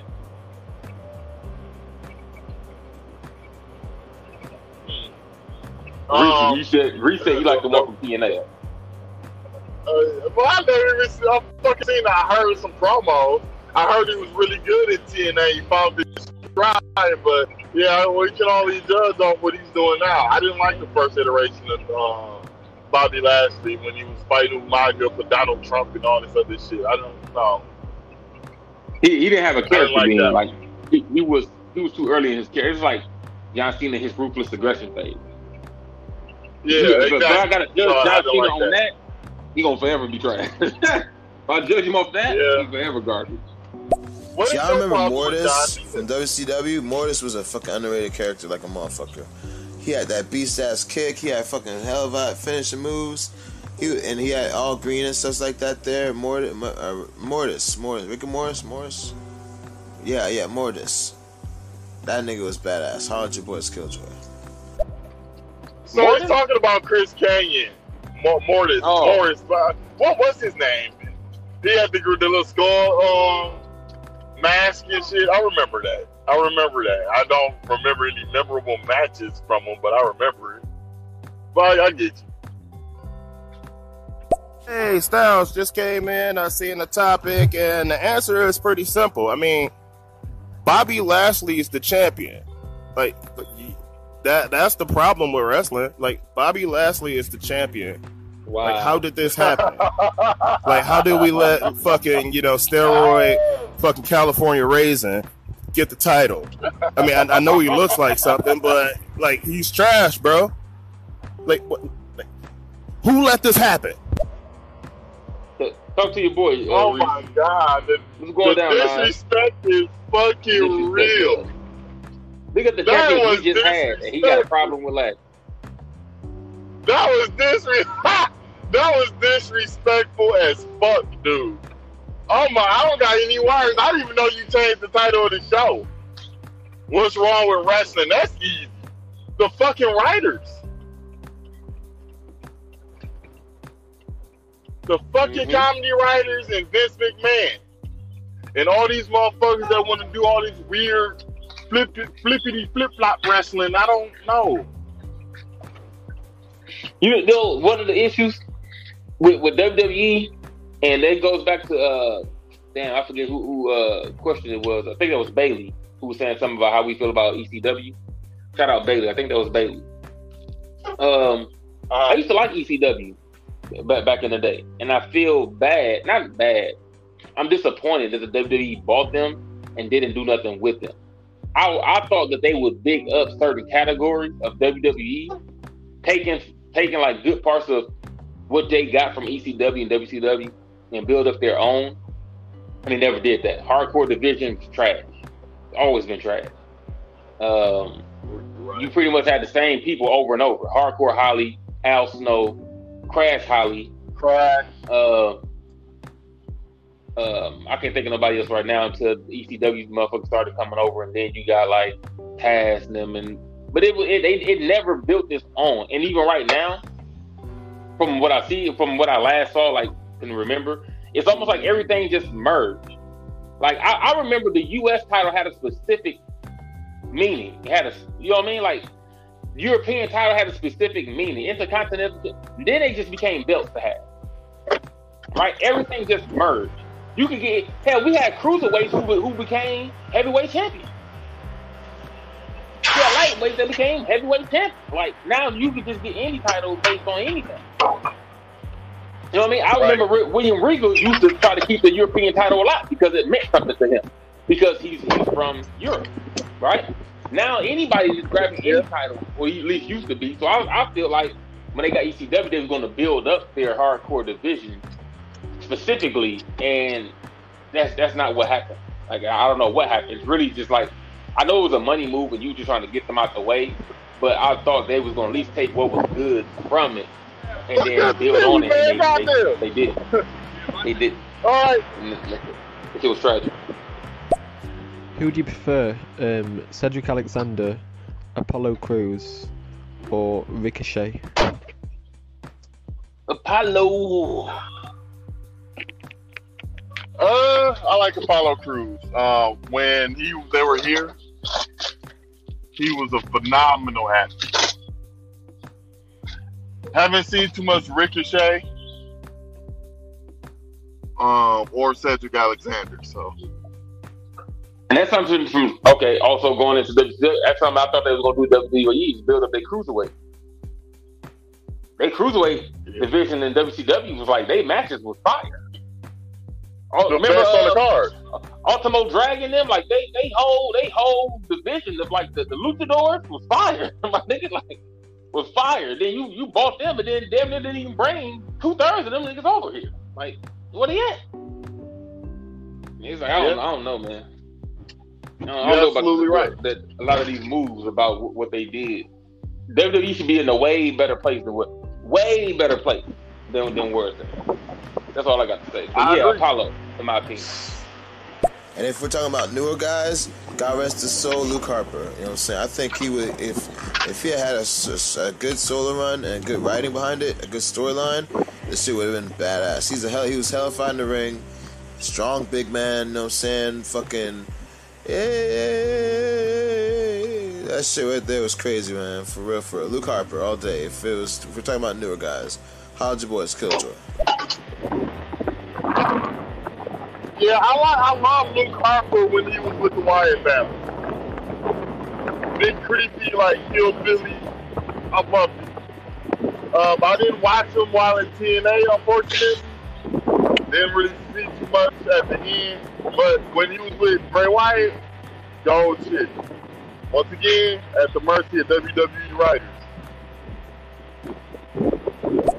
Hey, help me out with this. I don't know if I missed it or if I just wasn't paying attention, but where the fuck is Big E? I mean, Big E is just like nowhere to be found. I hear him on like the New Day Feel the Power podcast all the time. You know, he's the IC champion, I guess. But like, where the fuck is Big E? I thought he was the IC champion. While he's a great talent, me personally, I don't think that he should have broke apart from the New Day. I thought the New Day was very entertaining, but LA Styles hate Kofi Kingston for some reason. But hey, they rocks. No, but he said where is he? I think he said he thinks he's the IC champion, but I guess he haven't seen him. Maybe he haven't been wrestling or something like that. I haven't seen him either. So does anybody answer Nive's question? Do anybody know what Big E has going on? Maybe he's trying to do a movie or a film or TV or some shit like that, or maybe he's injured and maybe he's recovering or something. You know what I mean? Maybe he's gonna pull the John Cena and come back even bigger on steroids. Don't forget the World Heavyweight titles he won when he was in Mexico back in the day. They don't talk about those belts and shit. You know what I'm saying? He won like 6 of them motherfuckers when he was in fucking the Mexican luchador shit. And yes, he did the luchador shit back in the day, way before fucking all this other shit. Fucking how'd your boys Killjoy? Hey, Killjoy, who did the luchador shit? Who we talking about? Now we're gonna try to get through these matches. They keep on stacking up. I'm trying to get them to get this number down. So if I'm giving you short answers, or kind of giving you short answers, you know what I mean? That's kind of why. But I'm not gonna try to skip over, you know what I mean, what you're actually saying. Just trying to get this number down because it says 9+ for a minute. Okay, so my major, huge problem with all of wrestling, especially WWE. A couple of years ago, I was promised no Sheamus. They told me there would be no more Sheamus, and I'm looking up and there's Sheamus. Why the fuck is there still Sheamus? You promised me no Sheamus, and you did not deliver. WWE. Why break my heart like this? Like, I was so excited for no more Sheamus. That's actually one of my that I forgot about that. I would say was misused. I thought Sheamus was gonna be something when he had his beef with John Cena, and I don't know what happened to that.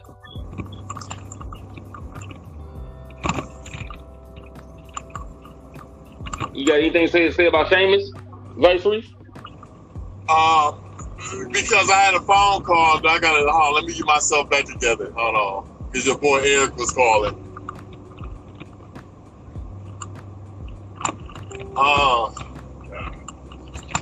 Now I say he's mad that they said something about no more Sheamus, and then he turned around and then they had Sheamus again. So he feels some type of way.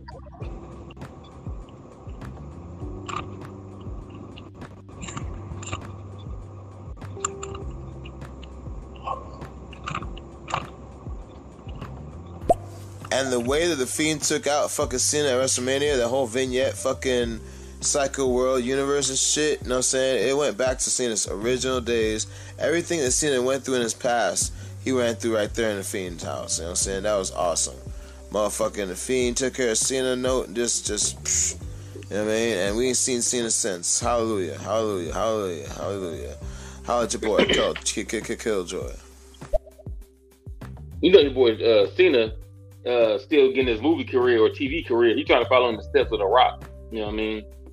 So he's still doing that. So I don't know. To me, again, Fiend / White has been always a better wrestler than Cena. So at least he went out on a high note. He can't lose to somebody whack and then disappear.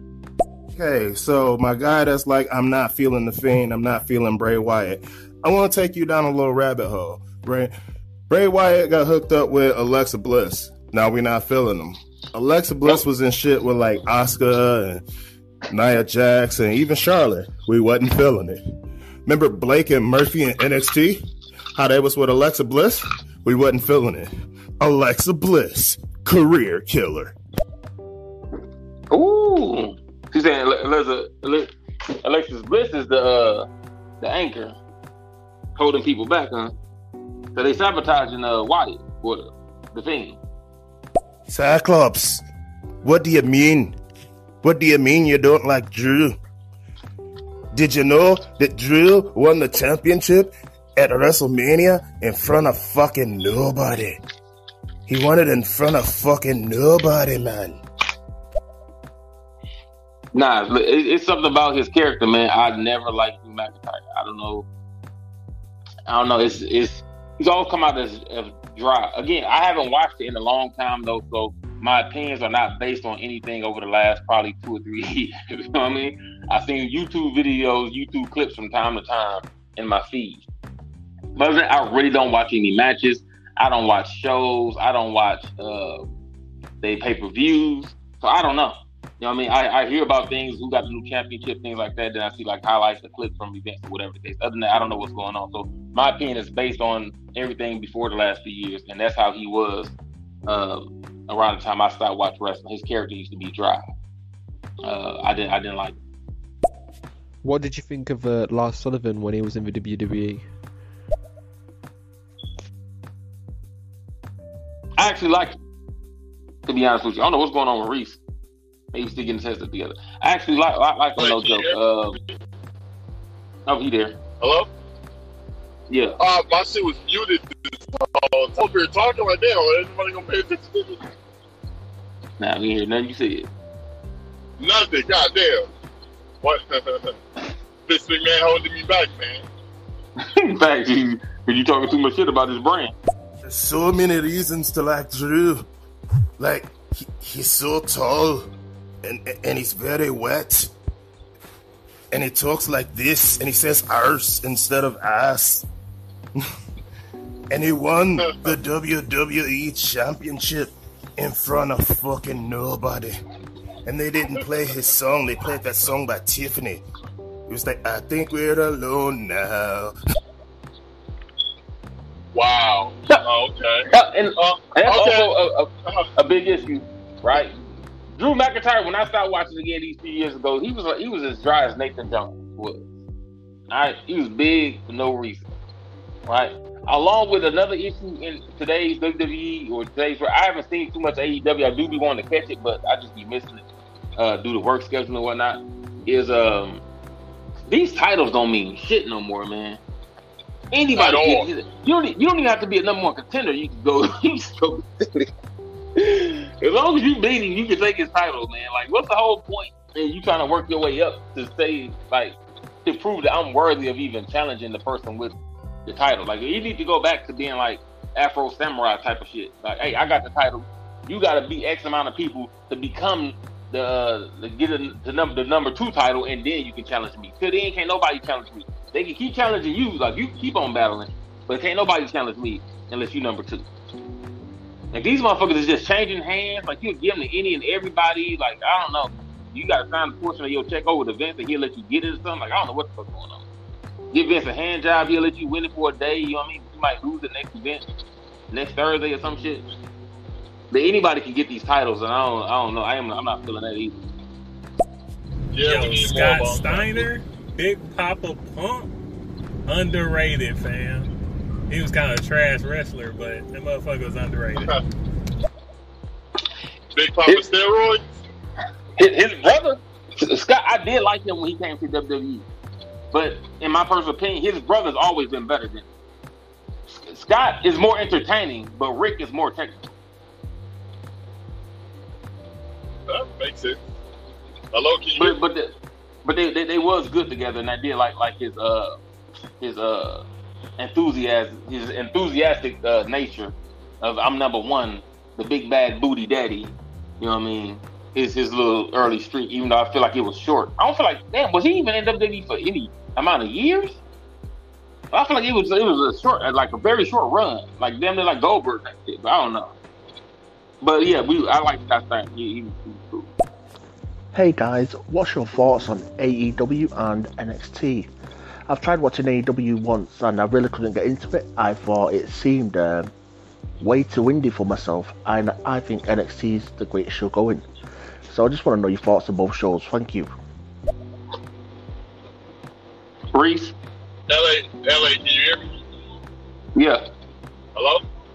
Yeah. Yeah. This thing keep going out. Okay. AEW. Oh God. I tried to watch it at least twice. I didn't dig it. Chris Jericho got fat. They do too many flips. They like moves on. It's literally like watching. Remember when you had WrestleMania 18 where the specials didn't mean shit and people just kept getting up? Mm-hmm. That's what AEW is. It's move after move after move after move after move. Nobody sells shit. It's really goofy. They had a battle royal one time where I guess this guy is gay, alternative lifestyle. He had a move where he held on to the top turnbuckle. He wrapped his leg around the wrestler's head and he started shoving the wrestler's head into his ass repeatedly. I was done after that point. I was done. Sounds interesting, you know what I mean? NXT is the shit though. NXT is like real indie wrestling. I don't know what the fuck AEW is, but yeah, I can't get jiggy with it. I think AEW trying to find its way to figure out what it's going to become. So I think it's still very early on in AEW's lifespan to figure that out. But I think they will, as long as they get good writers. You don't even need great writers. Just get some good writers. They just got to be better than WWE. You'll be all right. They got to be better. I can wait for WWE and that should be better. That's all y'all got to do, bro. Stop letting Cody write y'all scripts also. I think that's what y'all doing. Yeah. He might be a good businessman. I don't know. But I don't think he's a Triple H. You know what I mean? Don't let him write Cody Rhodes is overrated, ladies and gentlemen. So is Kenny Omega. Stop it. I didn't know Cody Rhodes was even rated. Yeah, he's overrated. The Young Bucks are too. Well, I can't tell you too much about NXT. I was there early on, you know what I mean, in its lifespan. It was more technical, but I did enjoy it at the time. And AEW, again, still trying to find themselves, and I haven't really watched a lot of the events because I really haven't watched a lot of wrestling. Like the entire show, like catch an entire show or catch an entire pay-per-view for me to judge properly. Yo, who was that dude talking about ECW and did not mention RVD? Yo, put some respect on my man's name, son. He let the world down. You know what I mean? That's why he ain't got no respect on him. Who's that from ECW used to do the not the 5-star? What's the shoes? Who used to do the shooting star press? I can't remember. Anybody that was in ECW. No. They came to WWE though, or I think it was WWF still, and was doing the shooting star press. Damn. Billy Kidman. He used to like Kidman. Also, he used to like Kidman. I actually used to like Billy. Billy Badass, you know what I mean? Quote unquote Mr. Ass. I used to like him too. No. I never liked Road Dogg though. I never liked X-Pac. I used to dig on when he was 1, 2, 3 kid, and then when he was 6, I believe, I really never liked X-Pac. He never really wrestled to me. That's just me though. You know what I mean? That's just me throwing out shit as I'm remembering wrestling. More and more as we talk, I'm remembering wrestling and some of the characters and what they did, what they didn't do. You know what I mean? I'm just throwing some shit out there. Do you think Paul Heyman's the best wrestler in the world? What? He could have been. You know what I mean? Do you think Paul Heyman is the best wrestler in the world? Even though I've never seen him wrestle. I've seen him get beat up. No. I've seen him get beat up. Last time he had a wrestling match was in the 80s against Jim Cornette. No. Do you think he could beat Vince McMahon? No. Not even now. Do y'all remember seeing Vince McMahon stunner? The Vince McMahon stunner, dog, it was like supposed to be a stunner / diamond cutter. I don't know what the fuck they're supposed to be. Yo, he fell all the way down with it. That shit used to be funny. Who do you prefer? Kane, you know, back in like, I don't know, say 2003 in the Attitude Era, or Braun Strowman today in the Universe Era? I don't like Braun Strowman. I really don't. I missed the first part of the question. I was chewing, but I don't like Braun Strowman. He's typical Vince McMahon wrestler. I don't big and dumb. I don't like him. I mean, I think one of the best wrestling games was SmackDown Just Bring It. If you ever remember playing that game on like the PS2. I remember it. I had it for Christmas one year when I first got my PS2. That's when they first introduced 9 people in the ring at once, following the Royal Rumble on Dreamcast. It was a good game for the time. It does not hold up today. It was full of fucking glitches. The commentary was terrible and the graphics were horrible. But I enjoyed it when it came out. I would like to have seen Rusev versus Bobby Lashley. You know, if Rusev was still in the WWE and didn't move to AEW. Yeah, but the volume on that last question was low, brother. I couldn't hear the words you said. You can talk louder. Yeah, baby. Another underrated character, I think his name was Gangrel or something like that. He was that vampire dude.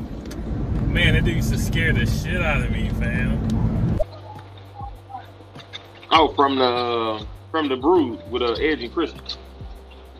The only good thing about Gangrel was his fucking theme music. That's it.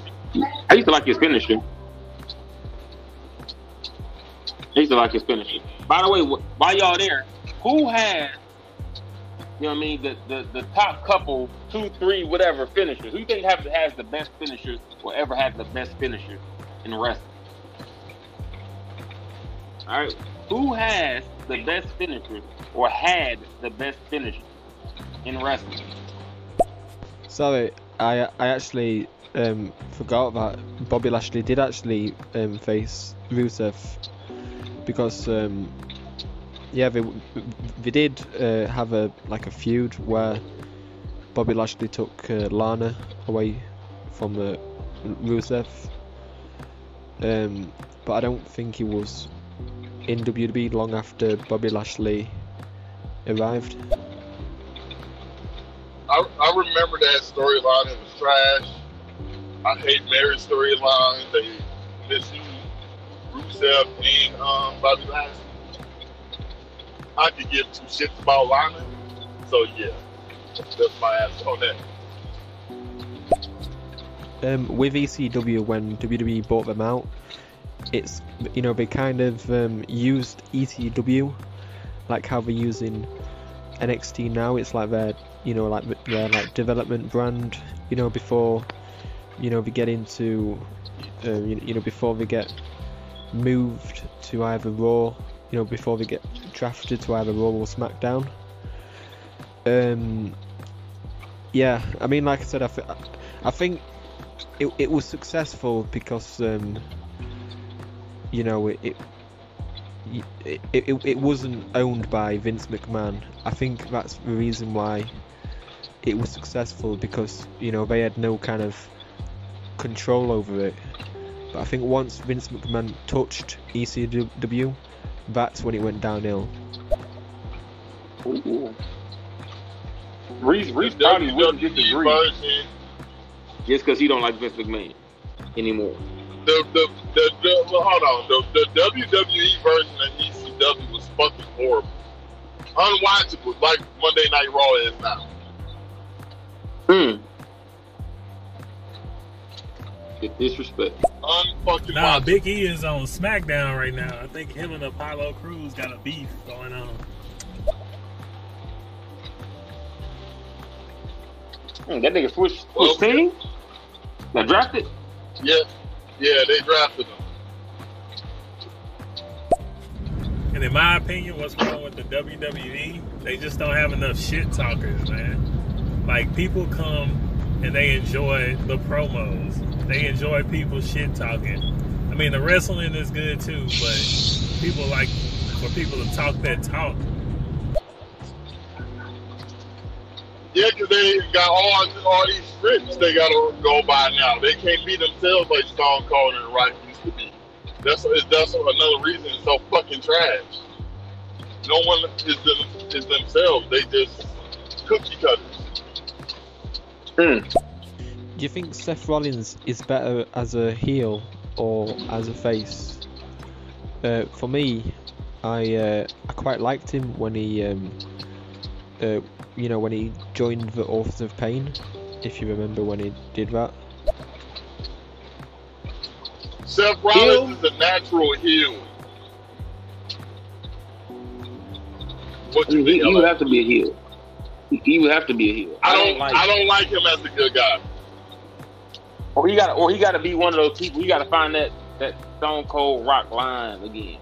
He can ride both ones. But if he can't just be his own self and act accordingly to where you don't know if he's a bad guy or a good guy, he definitely shouldn't be a good guy.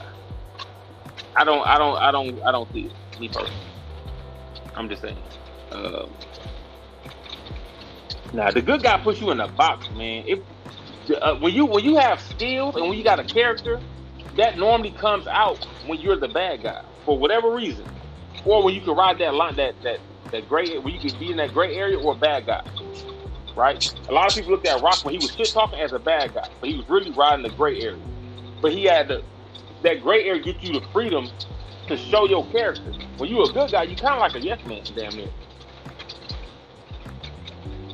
Damn near. Not saying that's what it is, but it's like, I don't know about that was a good guy and that talk shit.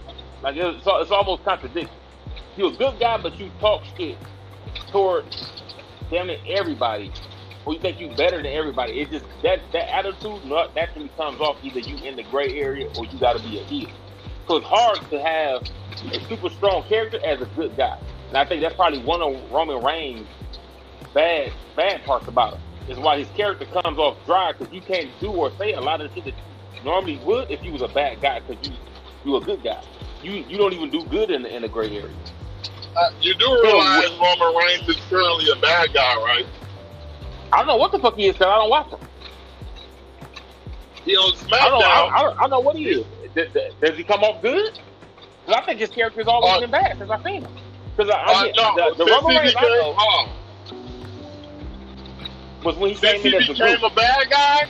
He's paired with Paul Heyman, and he's actually pretty good. See what I'm saying, though? When you can be in that gray area, though, or a bad guy, your character can get flushed out more. And then once it gets flushed out, and then the people know that for you being you can transfer into a baby face or / good character, right? And still carry that same attitude, because now they're just looking at, oh man, that's just Stone Cold being Stone Cold. He don't give a fuck. He's still a good guy. But you got to get over to that point first. The bad guy Roman Reigns that I knew was when they first came in and he didn't say shit. He was just like the muscle in the group. What is your favorite pay-per-view to watch? Favorite pay-per-view? I don't think I have a favorite pay-per-view. Because oh man. It probably used to be SummerSlam at a point in time. I think WrestleMania used to be like the spectacle where you already assume like the biggest name automatically is gonna be there. The grandest of matches, all the title matches is gonna be there. SummerSlam used to be better as far as entertaining go. WrestleMania used to be the place that I'm gonna see everybody that I like for sure on that motherfucker. Used to be. Again, I ain't really paid attention these last few years, so I don't know how it is now. Outside of that, I can't think of too many other events. I can't think of an event because they kind of just put any match on a card. Like any match can be on any wrestling platform. So it's not even like there's like, on WrestleMania is the challenge where all the titles is on the line. So whoever's the number one contenders and whoever's the champions are gonna always be that our whole loadout is just all championship based. SummerSlam might be, it ain't really about the bigger names. It might just be about getting the number one contenders or just very good matches or maybe match types. You know what I mean? That's where you go get the, you know what I mean? And then your other card might be just all outside the normal matches. Now it's just like another event. Now it's just like, the only thing that changes the event is the time of the year. We got to have a WrestleMania now because it's WrestleMania time. But that's not going to dictate who's on the card. They're going to put those same people that they would normally do on the card. It's just WrestleMania time. Next time it's Royal Rumble time. Next time after that, SummerSlam time. And the same people, you know what I mean? So I don't have a favorite card anymore. What about you? My favorite pay-per-view is Royal Rumble, but the pay-per-view I rewatch the most is WrestleMania 19. That was Stone Cold versus The Rock for the last time. That was Stone Cold Steve Austin's last match. Phenomenal card. My boy Angle versus Brock Lesnar. Ooh. Brock Lesnar broke his fucking neck. But yeah. Is that what he did, that backflip? That regular ass backflip? Yeah, that dumbass flip. Yeah, so I love the Royal Rumbles, but my favorite pay-per-view to rewatch would have to be WrestleMania 19. They need to go and bring Halloween Havoc back, you know what I mean? What my dog they had it last year. Who's that? K-Dog. What K-Dog at, man? Bring him back, you know what I mean? We need him. No, K-Dog can barely walk, let alone wrestle.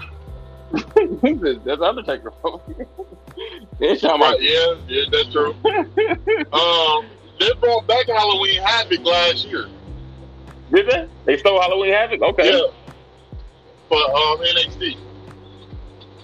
Oh, that's wild, man. No, I wouldn't have seen it anyway. I don't watch this shit. They need to stop.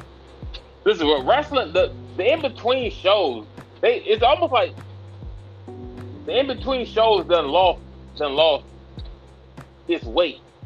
So it's all like, do y'all really even have a reason? They really even give y'all a reason between pay-per-views to even watch the next pay-per-view? Like, is SmackDown and Raw kicking like that hard that it's like, oh man, I can't wait to the pay-per-view.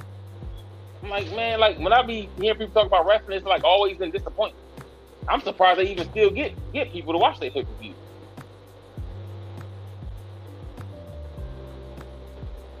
This is me personally. Okay, so I gotta know, how am I disrespecting Bobby Lashley? This man has been in professional wrestling for like over a decade, and he just now got to mediocre. Like, I mean, am I taking crazy pills? Like, did I fall into an alternate universe where Bobby Lashley was actually good? If so, give me one good Bobby Lashley moment.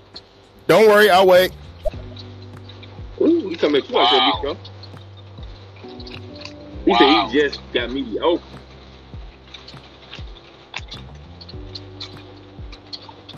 His whole run when he had Leo Rush as his manager was good.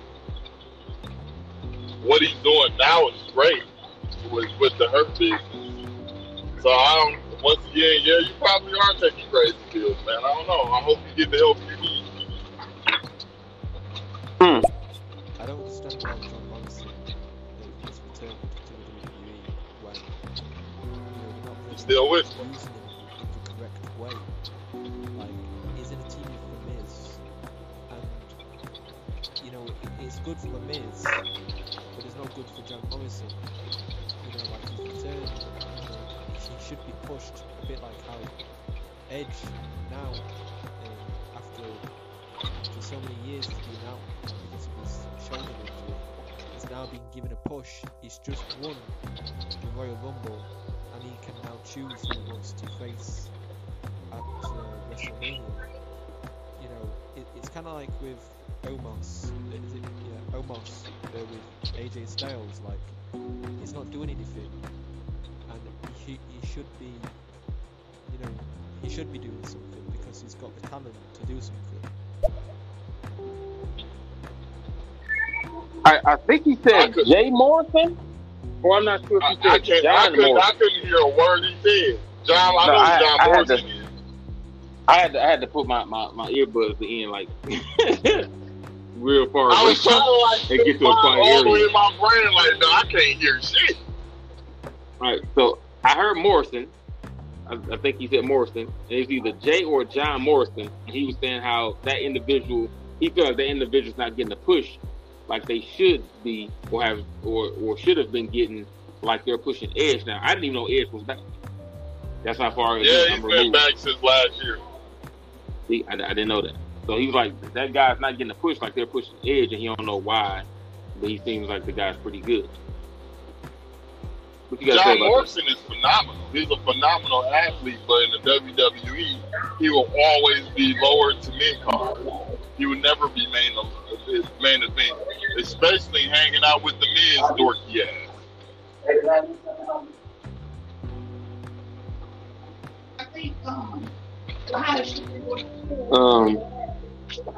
What was I gonna say?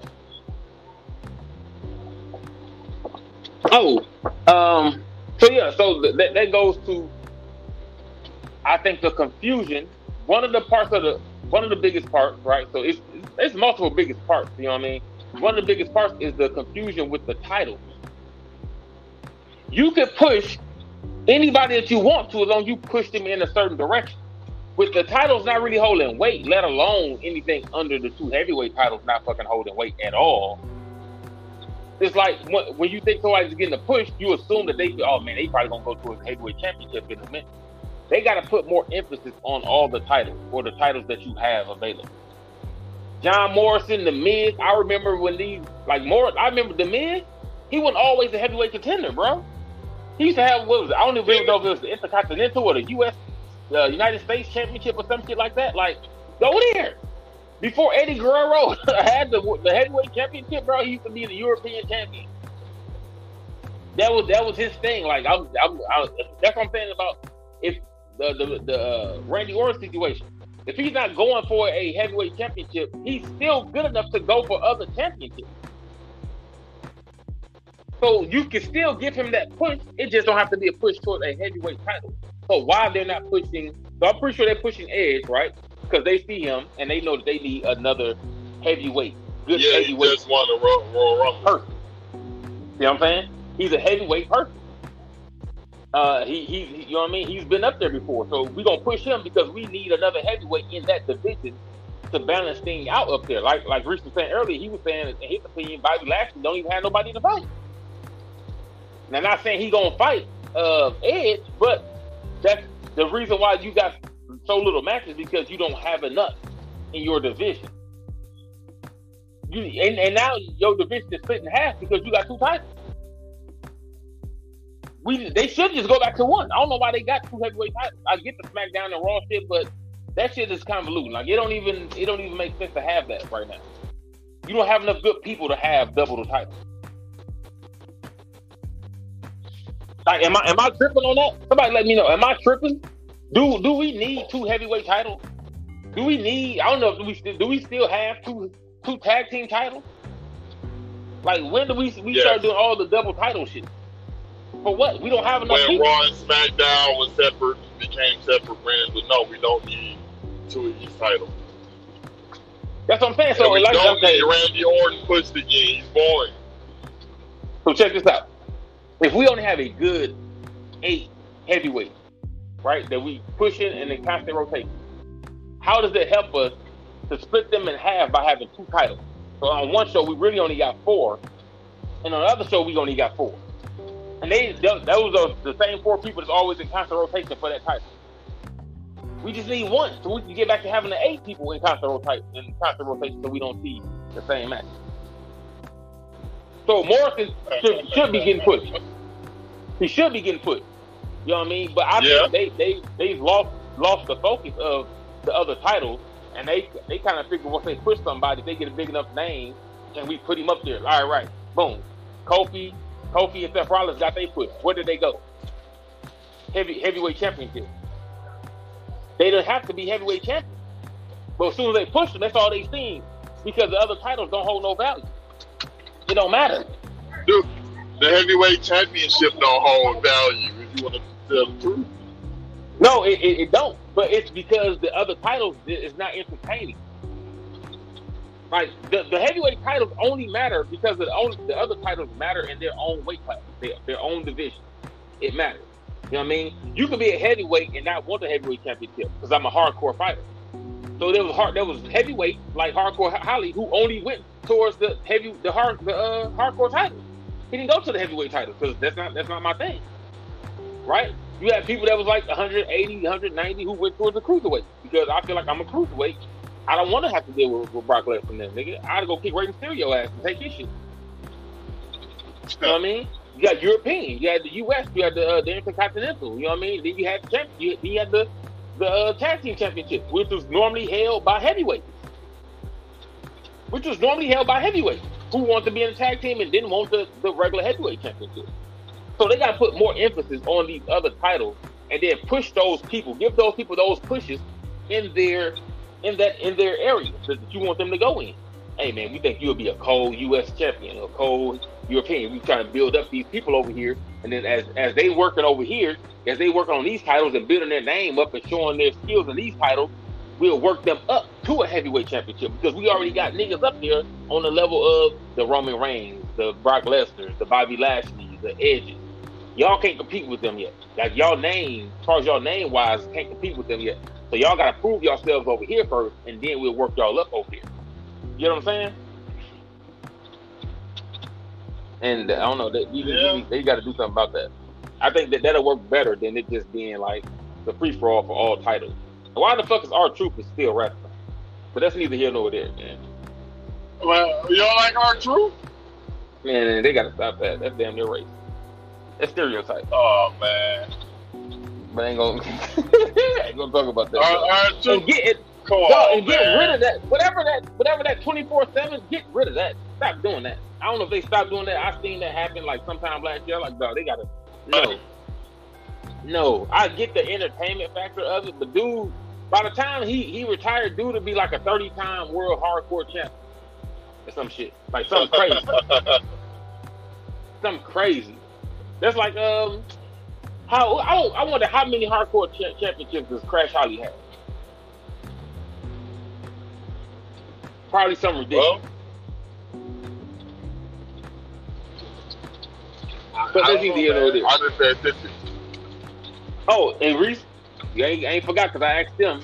So I'm ask you too. Who has the best finisher in wrestling? We're gonna go to the queue. Think about it. Okay, so I had avoided AEW because of all the shit that I heard. Like, it's gonna be like the new alternative, and it's gonna be a hip, edgy thing, and it's gonna be everything that WWE isn't. The titles are gonna matter. We're gonna have a ranking system. And then I finally broke down, and I was like, okay, here, let me watch AEW. The first thing I see is MJF and Chris Jericho doing some Dancing with the Stars type shit, and I'm just like, bro, I could watch Raw for this. Oh, man. Oh my God, I remember that. I fucking remember that. Oh, that shit was corny. Oh my God.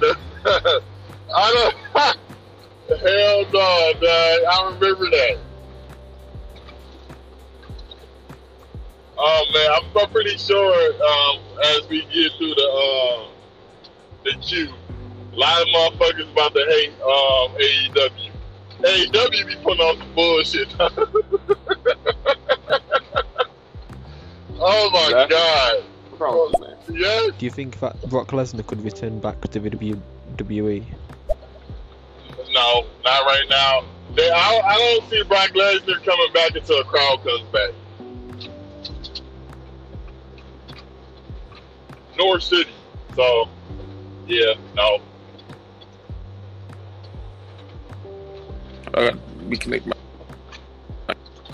Somebody keep calling me, messing it up. Actually, hold on. Let me put my mode on. I found that mode. Wow. All right, let's go. Okay, the best wrestling game was WCW versus NWO Revenge on the Nintendo 64, and you could always cheat by picking La Parka, and then you would start the match off with a chair. I remember that. Wow. So you're cheating ass I nigga. remember having WCW versus the World on PlayStation 1. The start of it all. I remember that it was a Nintendo 64, wasn't it? Revenge was on 64. The first game from Aki was versus the World on PlayStation 1. All right. Man, best finisher. I was always a fan of the pedigree, but I'm talking about the old pedigree where he used to keep holding on to your arms. Now he let your shit go. Old pedigree is one of my favorites. Yeah, he let you go because he was injuring people.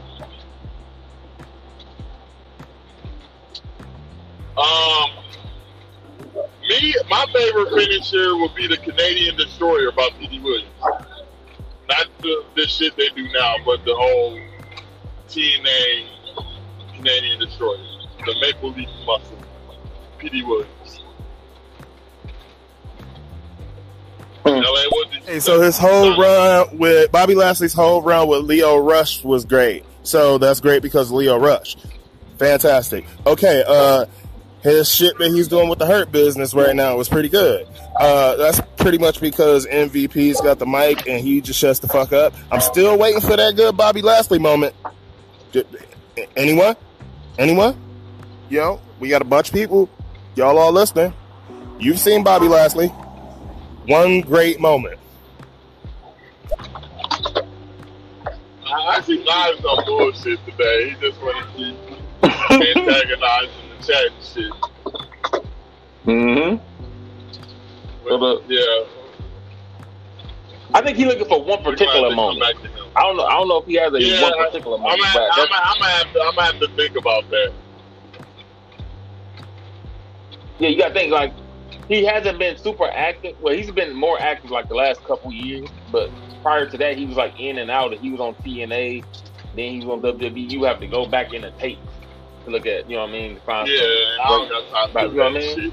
Nobody, you can't think back like that. Like, you know what I mean? Shows people don't watch. You know what I mean? He kind of been all over the place in and out of wrestling. So I can't think. Me personally, I can't think of one moment. But off top, like outside of my favorite wrestlers, I probably couldn't think of anybody's moment. Look how long John Cena been there. I can't think of a one great John Cena moment. The greatest one I could probably think of is when he created the F5. He stole the F5 and created the FU. Maybe, you know what I mean? That's like, but that's not. I don't think John Cena has a great moment though, because he can't wrestle. So what would be his great moment? You know what I mean? Like, I his battle rap. You know what I'm saying? So it don't even involve wrestling. It don't even involve wrestling. Damn, didn't he battle rap somebody? So who else was? Damn, I can't fucking remember. But you know what I mean? That's neither here nor there though. You know what I mean? But it is what it is. Okay, here we go. Reese, this was specifically for you, all right? You, I believe, are a wrestling aficionado. You know a lot about, like, Attitude Era guys, and you're obviously, like, a Bobby Lashley dude. What's the difference between Bobby Lashley and Ahmed Johnson? Go.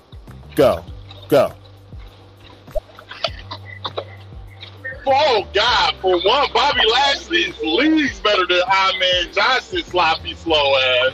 Iron Johnson used to injure every wrestler that he wrestled. Iron Johnson was sorry, dude.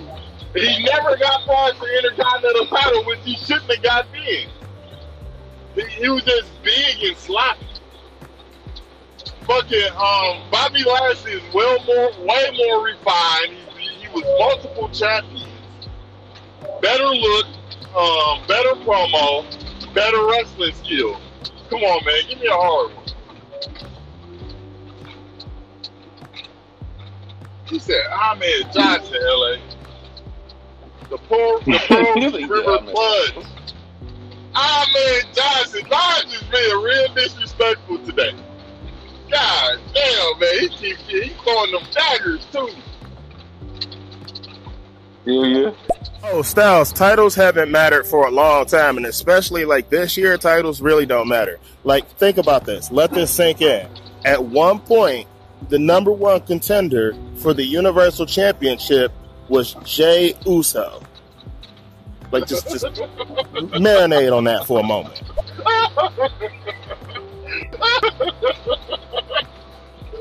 As much as I hate to say it, LA, this motherfucker is making points, man. Bro, nah, dude, he does that. He'll come into play. Oh, God. He'll come into play from time to time, you know what I mean? But he talk his shit, you know what I mean? Shout out Niles. Y'all make sure go follow Niles, you know what I mean? Oh, my God. Niles is fucking hilarious. Niles is talking a lot of shit today, dude. God. When you're saying one of the best finishing moves, it is not in WWE anymore, but I think one of the best finishing moves was Red Arrow by Adrian Neville. I don't know if you remember when he used to be in the WWE. He was actually a very good wrestler, and he was one of those wrestlers that were definitely better when they became a heel rather than a face. I remember Neville. He's currently Pac in AEW. Was a phenomenal fucking wrestler in High Flyer. They misused him in WWE, go figure. I don't think they're using him too much better in AEW, to tell you the truth. But I remember the Red Arrow. That was a good ass finish. I really too much don't care for high flyers and cruiserweights. I prefer technical wrestling. But Neville was good. LA? That's the guy. He was the shorter guy, right? Yeah, looking like an elf, like an evil elf with long hair. He looking like he should be in Lord of the Rings or something. What's wrong with you? What's wrong with Knives, man? Goddamn, are we gonna address him? Yeah. I think Undertaker's last ride finishing move was one of the best finishes as well. I did like that. There's supposed to be like a modified power bomb. A super power bomb. Mm-hmm. Like, that goes back to Kevin Nash and Diesel being late. His fucking power bomb, he just let you go at the top of the air. Like, really? He didn't slam you down, he just let you go.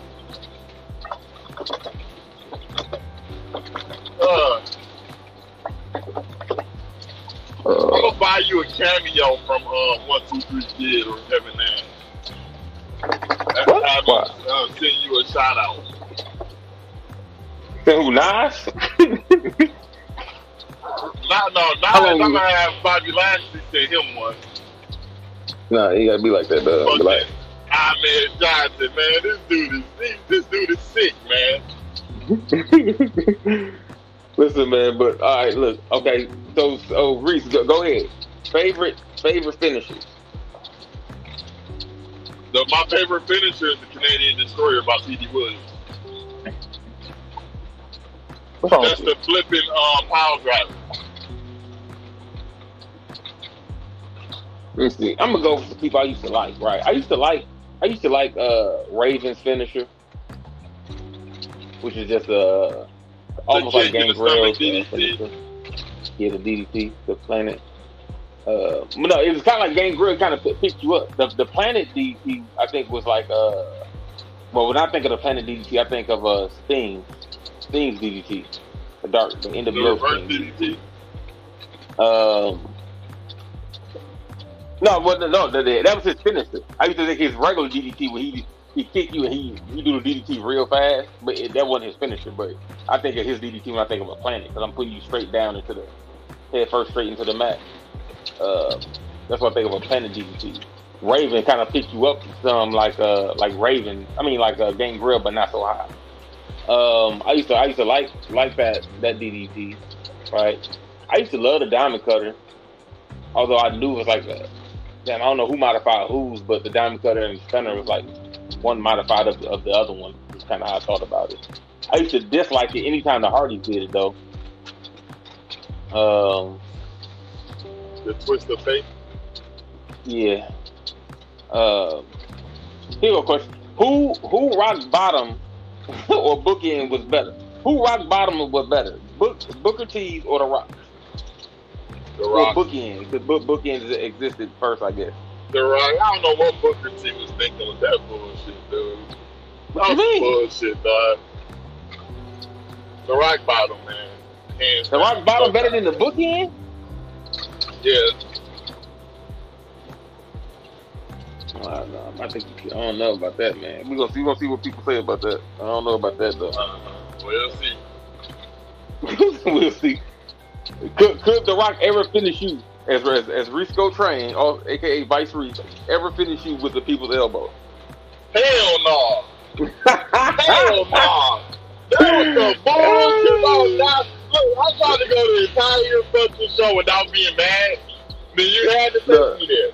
Hell no. Why did they at one point in time make that his finisher? Like, he was literally doing he was finishing niggas with the people's elbow, dog. Like, getting title victories.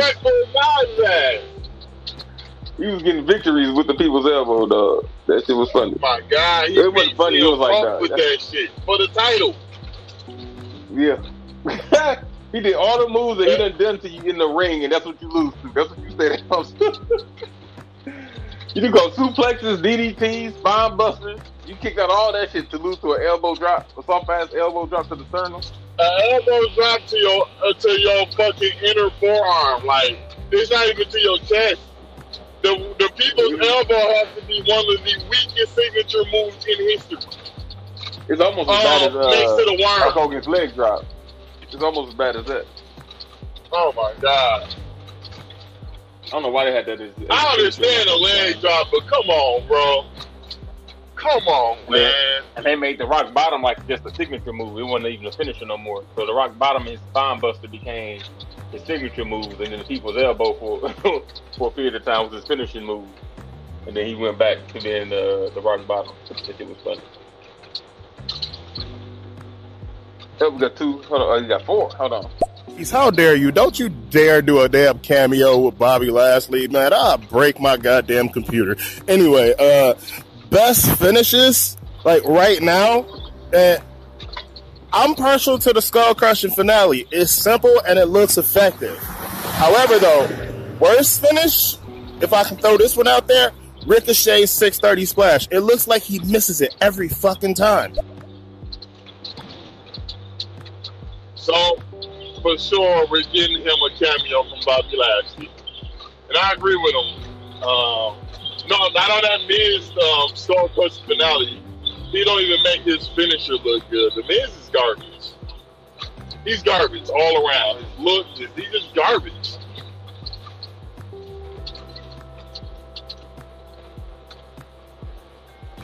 As Jim Cornette said, he looked like a fucking kid. Okay, who's your best high flyer out of Kofi Kingston, Rey Mysterio, Sin Cara, and Jeff Hardy?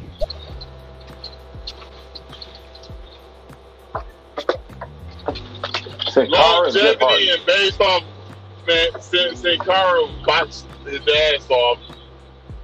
Jeff Hardy wasn't really good to me unless he was diving off things, almost killing himself. And so it's only between Rey Mysterio and who else? Yeah, Rey Mysterio, Jeff Hardy, and Sin Cara. And it was a fourth person. Oh, I ain't hear the fourth one. Oh, well, by default then, Rey Mysterio. I'm basing it off WCW Rey Mysterio, not WWE Rey Mysterio. Damn, let's fuck up. Rey Mysterio Jr. Okay, so the rock bottom was like smooth and it looked good, but the bookend looked like it had like impact behind it. Like that shit looked like it really hurt. So I would go bookend over rock bottom. Of course you would, Knives, because you fucking Knives. Of course you would. Let's keep going. Do you remember Randy Orton's punt kick? The punt kick, yes, that was the best thing he used to do. He needs to bring that shit back. No, you don't like. What you mean? The punt kick was the best thing he used to do. We used to kick the shit out of people in their head. You don't like your finisher? What, the RKO? Yeah. The RKO out of nowhere? Yeah, I like the RKO. But it's still the best thing he ever did was the fucking the punt. Yeah, but that was a crazy Randy Orton. That's the Randy Orton that I don't like. That's the one I like. That sick, the crazy one? Disney Randy Orton, yes. Nah, you seen him now. He took that shit too far, man. Like, I don't know about that. Y'all tripping him out. I can't get down with you on that one, Chief. The fourth person, I said Kofi Kingston. Oh, yeah, okay. It's Rey Mysterio, WCW.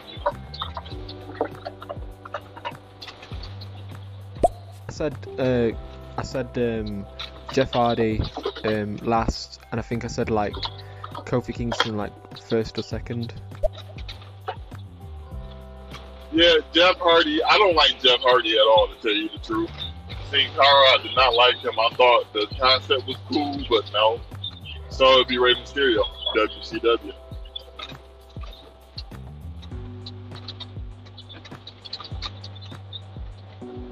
Oh my God, we actually cleared the queue. You said what? Oh yeah, we cleared. Fucking violently, it was full.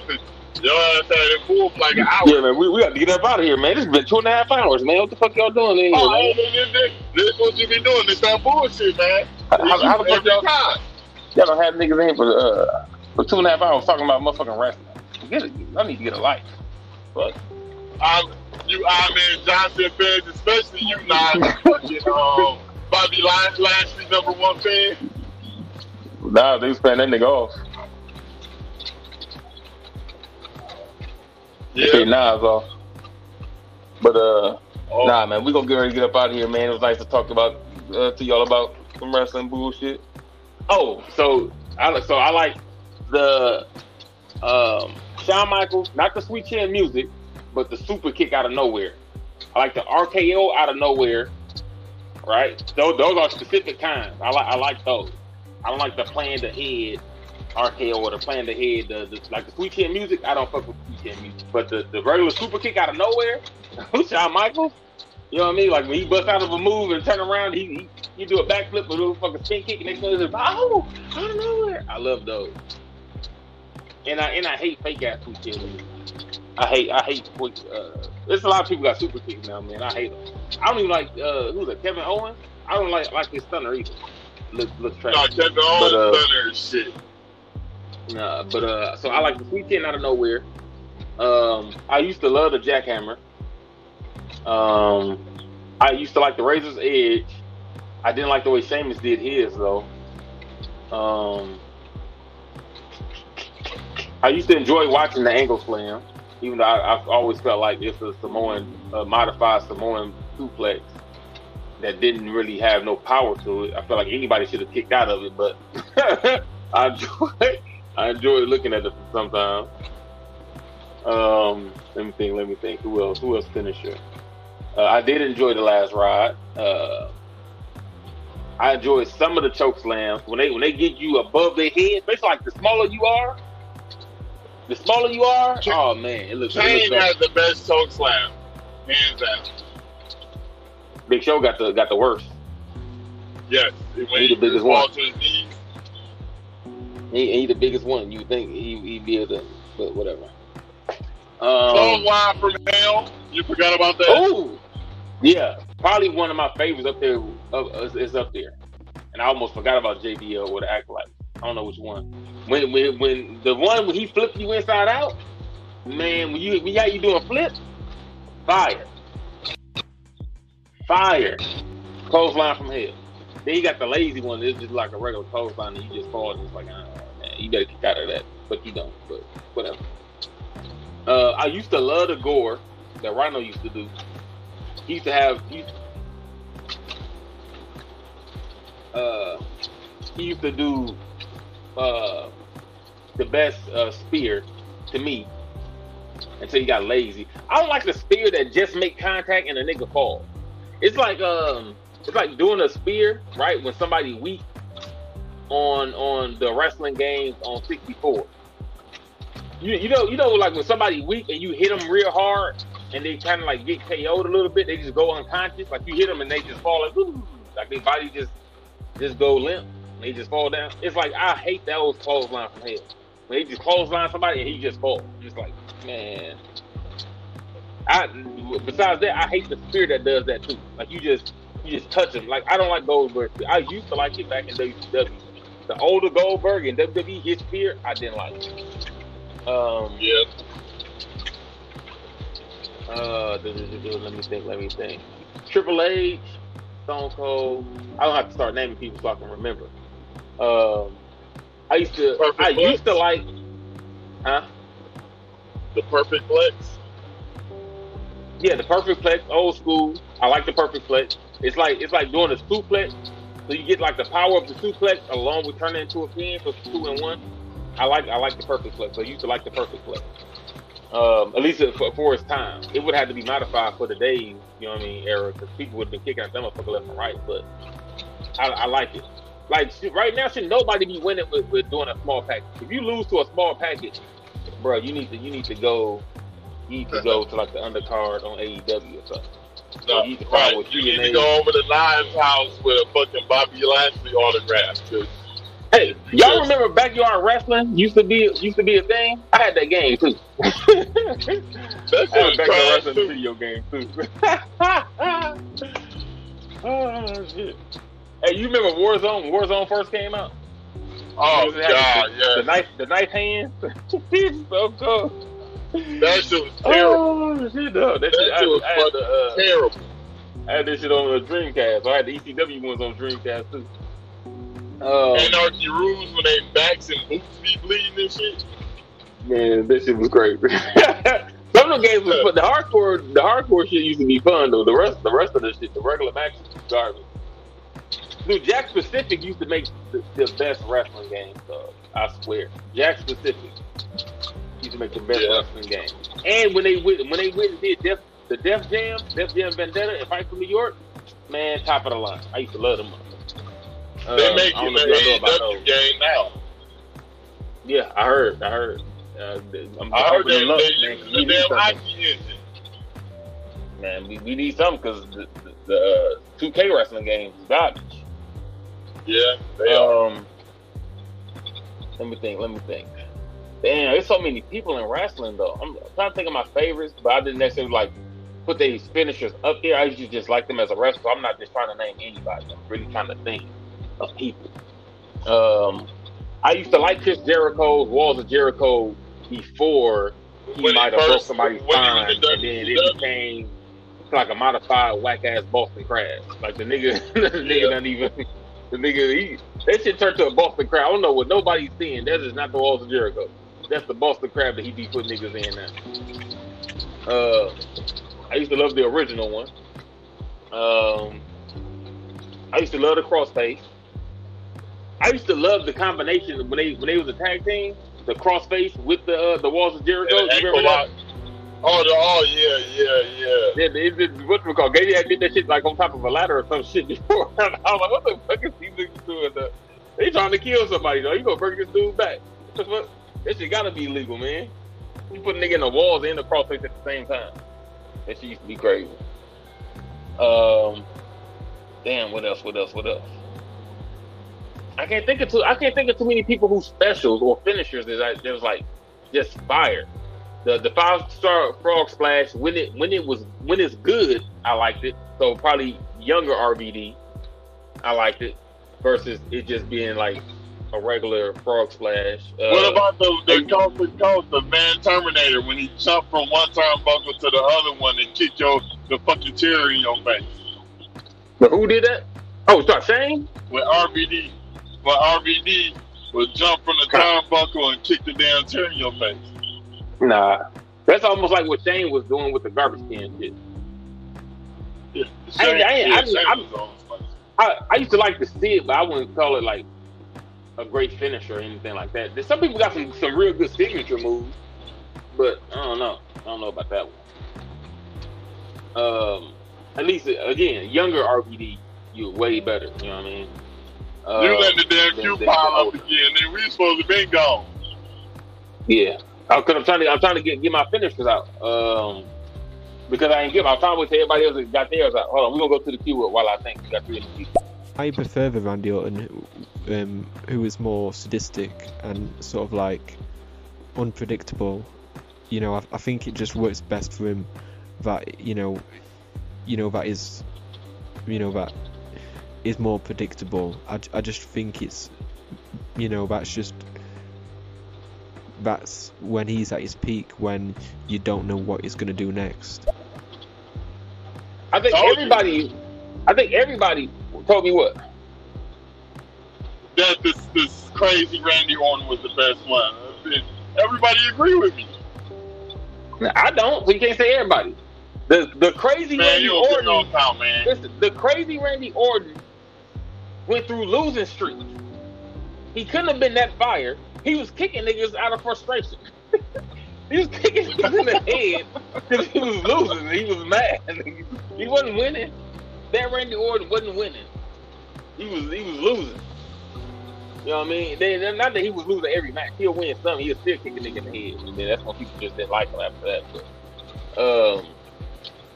no, I like the regular one because the regular one wrestles. Like, I don't like the crazy shit. It's not about them being sadistic. You know what I mean? They overplay it. Like, he get in the ring, him coming down to the ring, and the whole time he's in the ring, he's going crazy. Like, he just does that shit like he's like the Joker on 100% all the time. I don't like that. I could see, like, maybe if he was getting frustrated and somebody wouldn't stay down, and then he go to crazy Orton, and then it's by any means necessary, but not the entire time. Now you just seem like you just crazy, and you ain't winning or having no championships to back up the reason why you crazy. At least put in some work. But no, he was losing. Like, he did none of that crazy shit when he was with Evolution, but he was winning. After that, he was winning.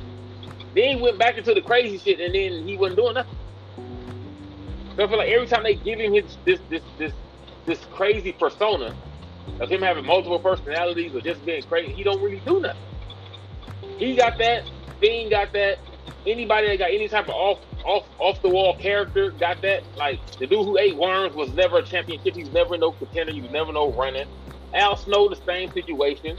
The dude who was just with who's with the Shield, who's over at AEW now, same situation.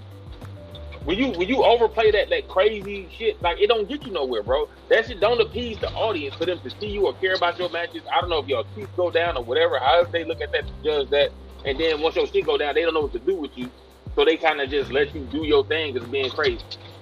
They got it. He can't be that character 24/7. That's what I don't like about him, because he's better than that. That's the only reason why. If it was Al Snow, I wouldn't even care. But he's not Al Snow. Like, he can actually do something for y'all brand, and y'all need people to do shit. So, you know what I mean? You gotta try to find a way around having him like that 24/7. Same thing with Fiend. I don't want Bray Wyatt to be Fiend 24/7. Maybe something happens, then he go into Fiend, and then he'll come back out of it. But I don't want him to be Fiend. He's too good of a character outside the Fiend to be the Fiend 24/7. He's not the Fiend 24/7 though. I mean, only the to me he is. That's what I'm saying. To me, he is. Because even when he don't have on the mask, he's still not Bray Wyatt. He's still in the character. He just don't have on the mask. He's still right there. These ugly ass Christmas sweaters on. You know what I mean? And his bogus ass classroom setting and shit. You know what I mean? And he talk about crazy shit. That's not Bray Wyatt. That's still the Fiend. You just ain't to the degree. You like Kane without the mask. You unmask Kane, but you still Kane. You just don't got the mask on. You know what I mean? Like, he's still not Bray Wyatt when he don't have on the mask. So that's what I don't like. Like, no, I like Bray Wyatt. Let him be Bray Wyatt. Let him come down and spit his shit, talking to the audience that connects, but it's weird at the same time. He's like the nigga that's trying to take down the government, but he got a good reason for taking down the government. So the people like, man, he a bad guy, but kind of not really. You know what I mean? The people know that Bray Wyatt is a bad guy, but it's like, man, he's so cool, though. So we just, you know what I mean? We roll with him.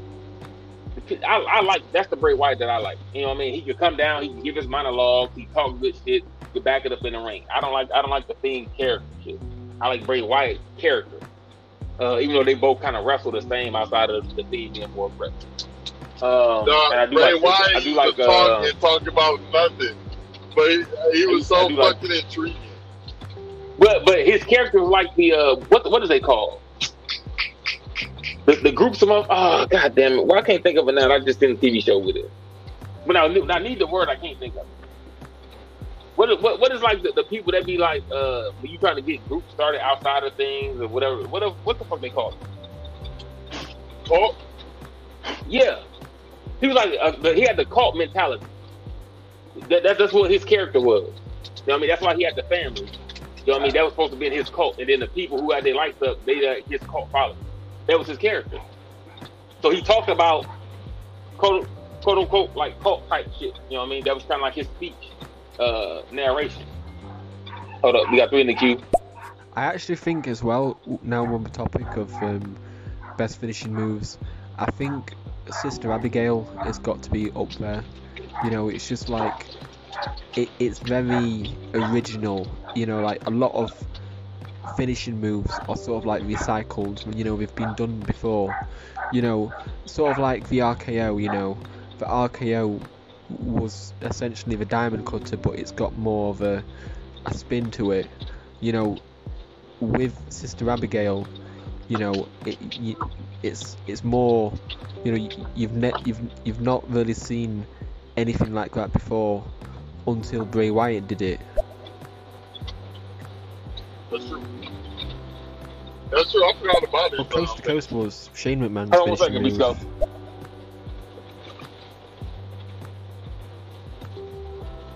All right, what you saying, Reese? I forgot all about the Sister Abigail finish. Mm-hmm.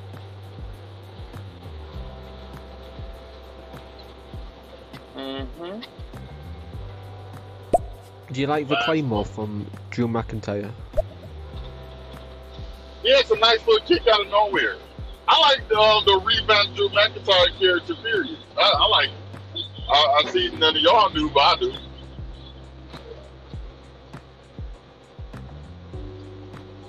And with that being said, 'cause I'm pretty sure if we let LA continue, we'll be here for fucking 4 hours talking about Randy Orton. Yeah, listen. And Bray Wyatt. Man, that's my guy. But listen, we can get up out of here. That's the boy by 3. I'm your boy LA Styles, aka the LA Styles, and we are the initiated. Best believe that we are the initiated. We just want to give y'all a teaser to play around and just talk some wrestling shit today. This is not our typical subject, but in our own group, we do kind of talk about any and everything whenever we choose to. Right, 9 o'clock tonight, 9 o'clock Monday through Friday is kind of like our more serious topics, but we also make light and joke around in those too. But they don't be nothing like along the lines of like these right here. So y'all catch us in the afternoon from time to time, us just playing around, talking about shit. I am into wrestling, we into video games, however you want to cut it. You know what I mean? You can hit us up. Make sure you follow us on Instagram so you can DM us, because Serial don't have a direct messenger yet. If you got any topic that you would like us to comment on, or to invite us to a show as a co-host on, make sure you hit us up there. All right, hold on. We got 1 in the queue, and then we gonna get up out of here. You got any parting words, Reed? 2 things that you didn't realize. 1, I did not get angry this show and yell. And 2, there was no sex talk at all. This is like the first time ever. We really don't never have no shit like that, to be honest with you. But that's neither here nor there. We're gonna play this last one. We're gonna get up out of here, y'all. Yeah. I'm just gonna finish it off with I think Bray Wyatt is better now than it was before. Yeah, and we all You think he's better? All right. You think he's better He as said a he was team? better before. I ain't gonna go into it. Oh, better before, yes. Yes, I believe that. But yeah, we out here, y'all. Thank y'all for listening. Y'all make sure to follow the movement. VLA Styles, make sure to go follow Vice Reach, man. We out here. Peace. Peace.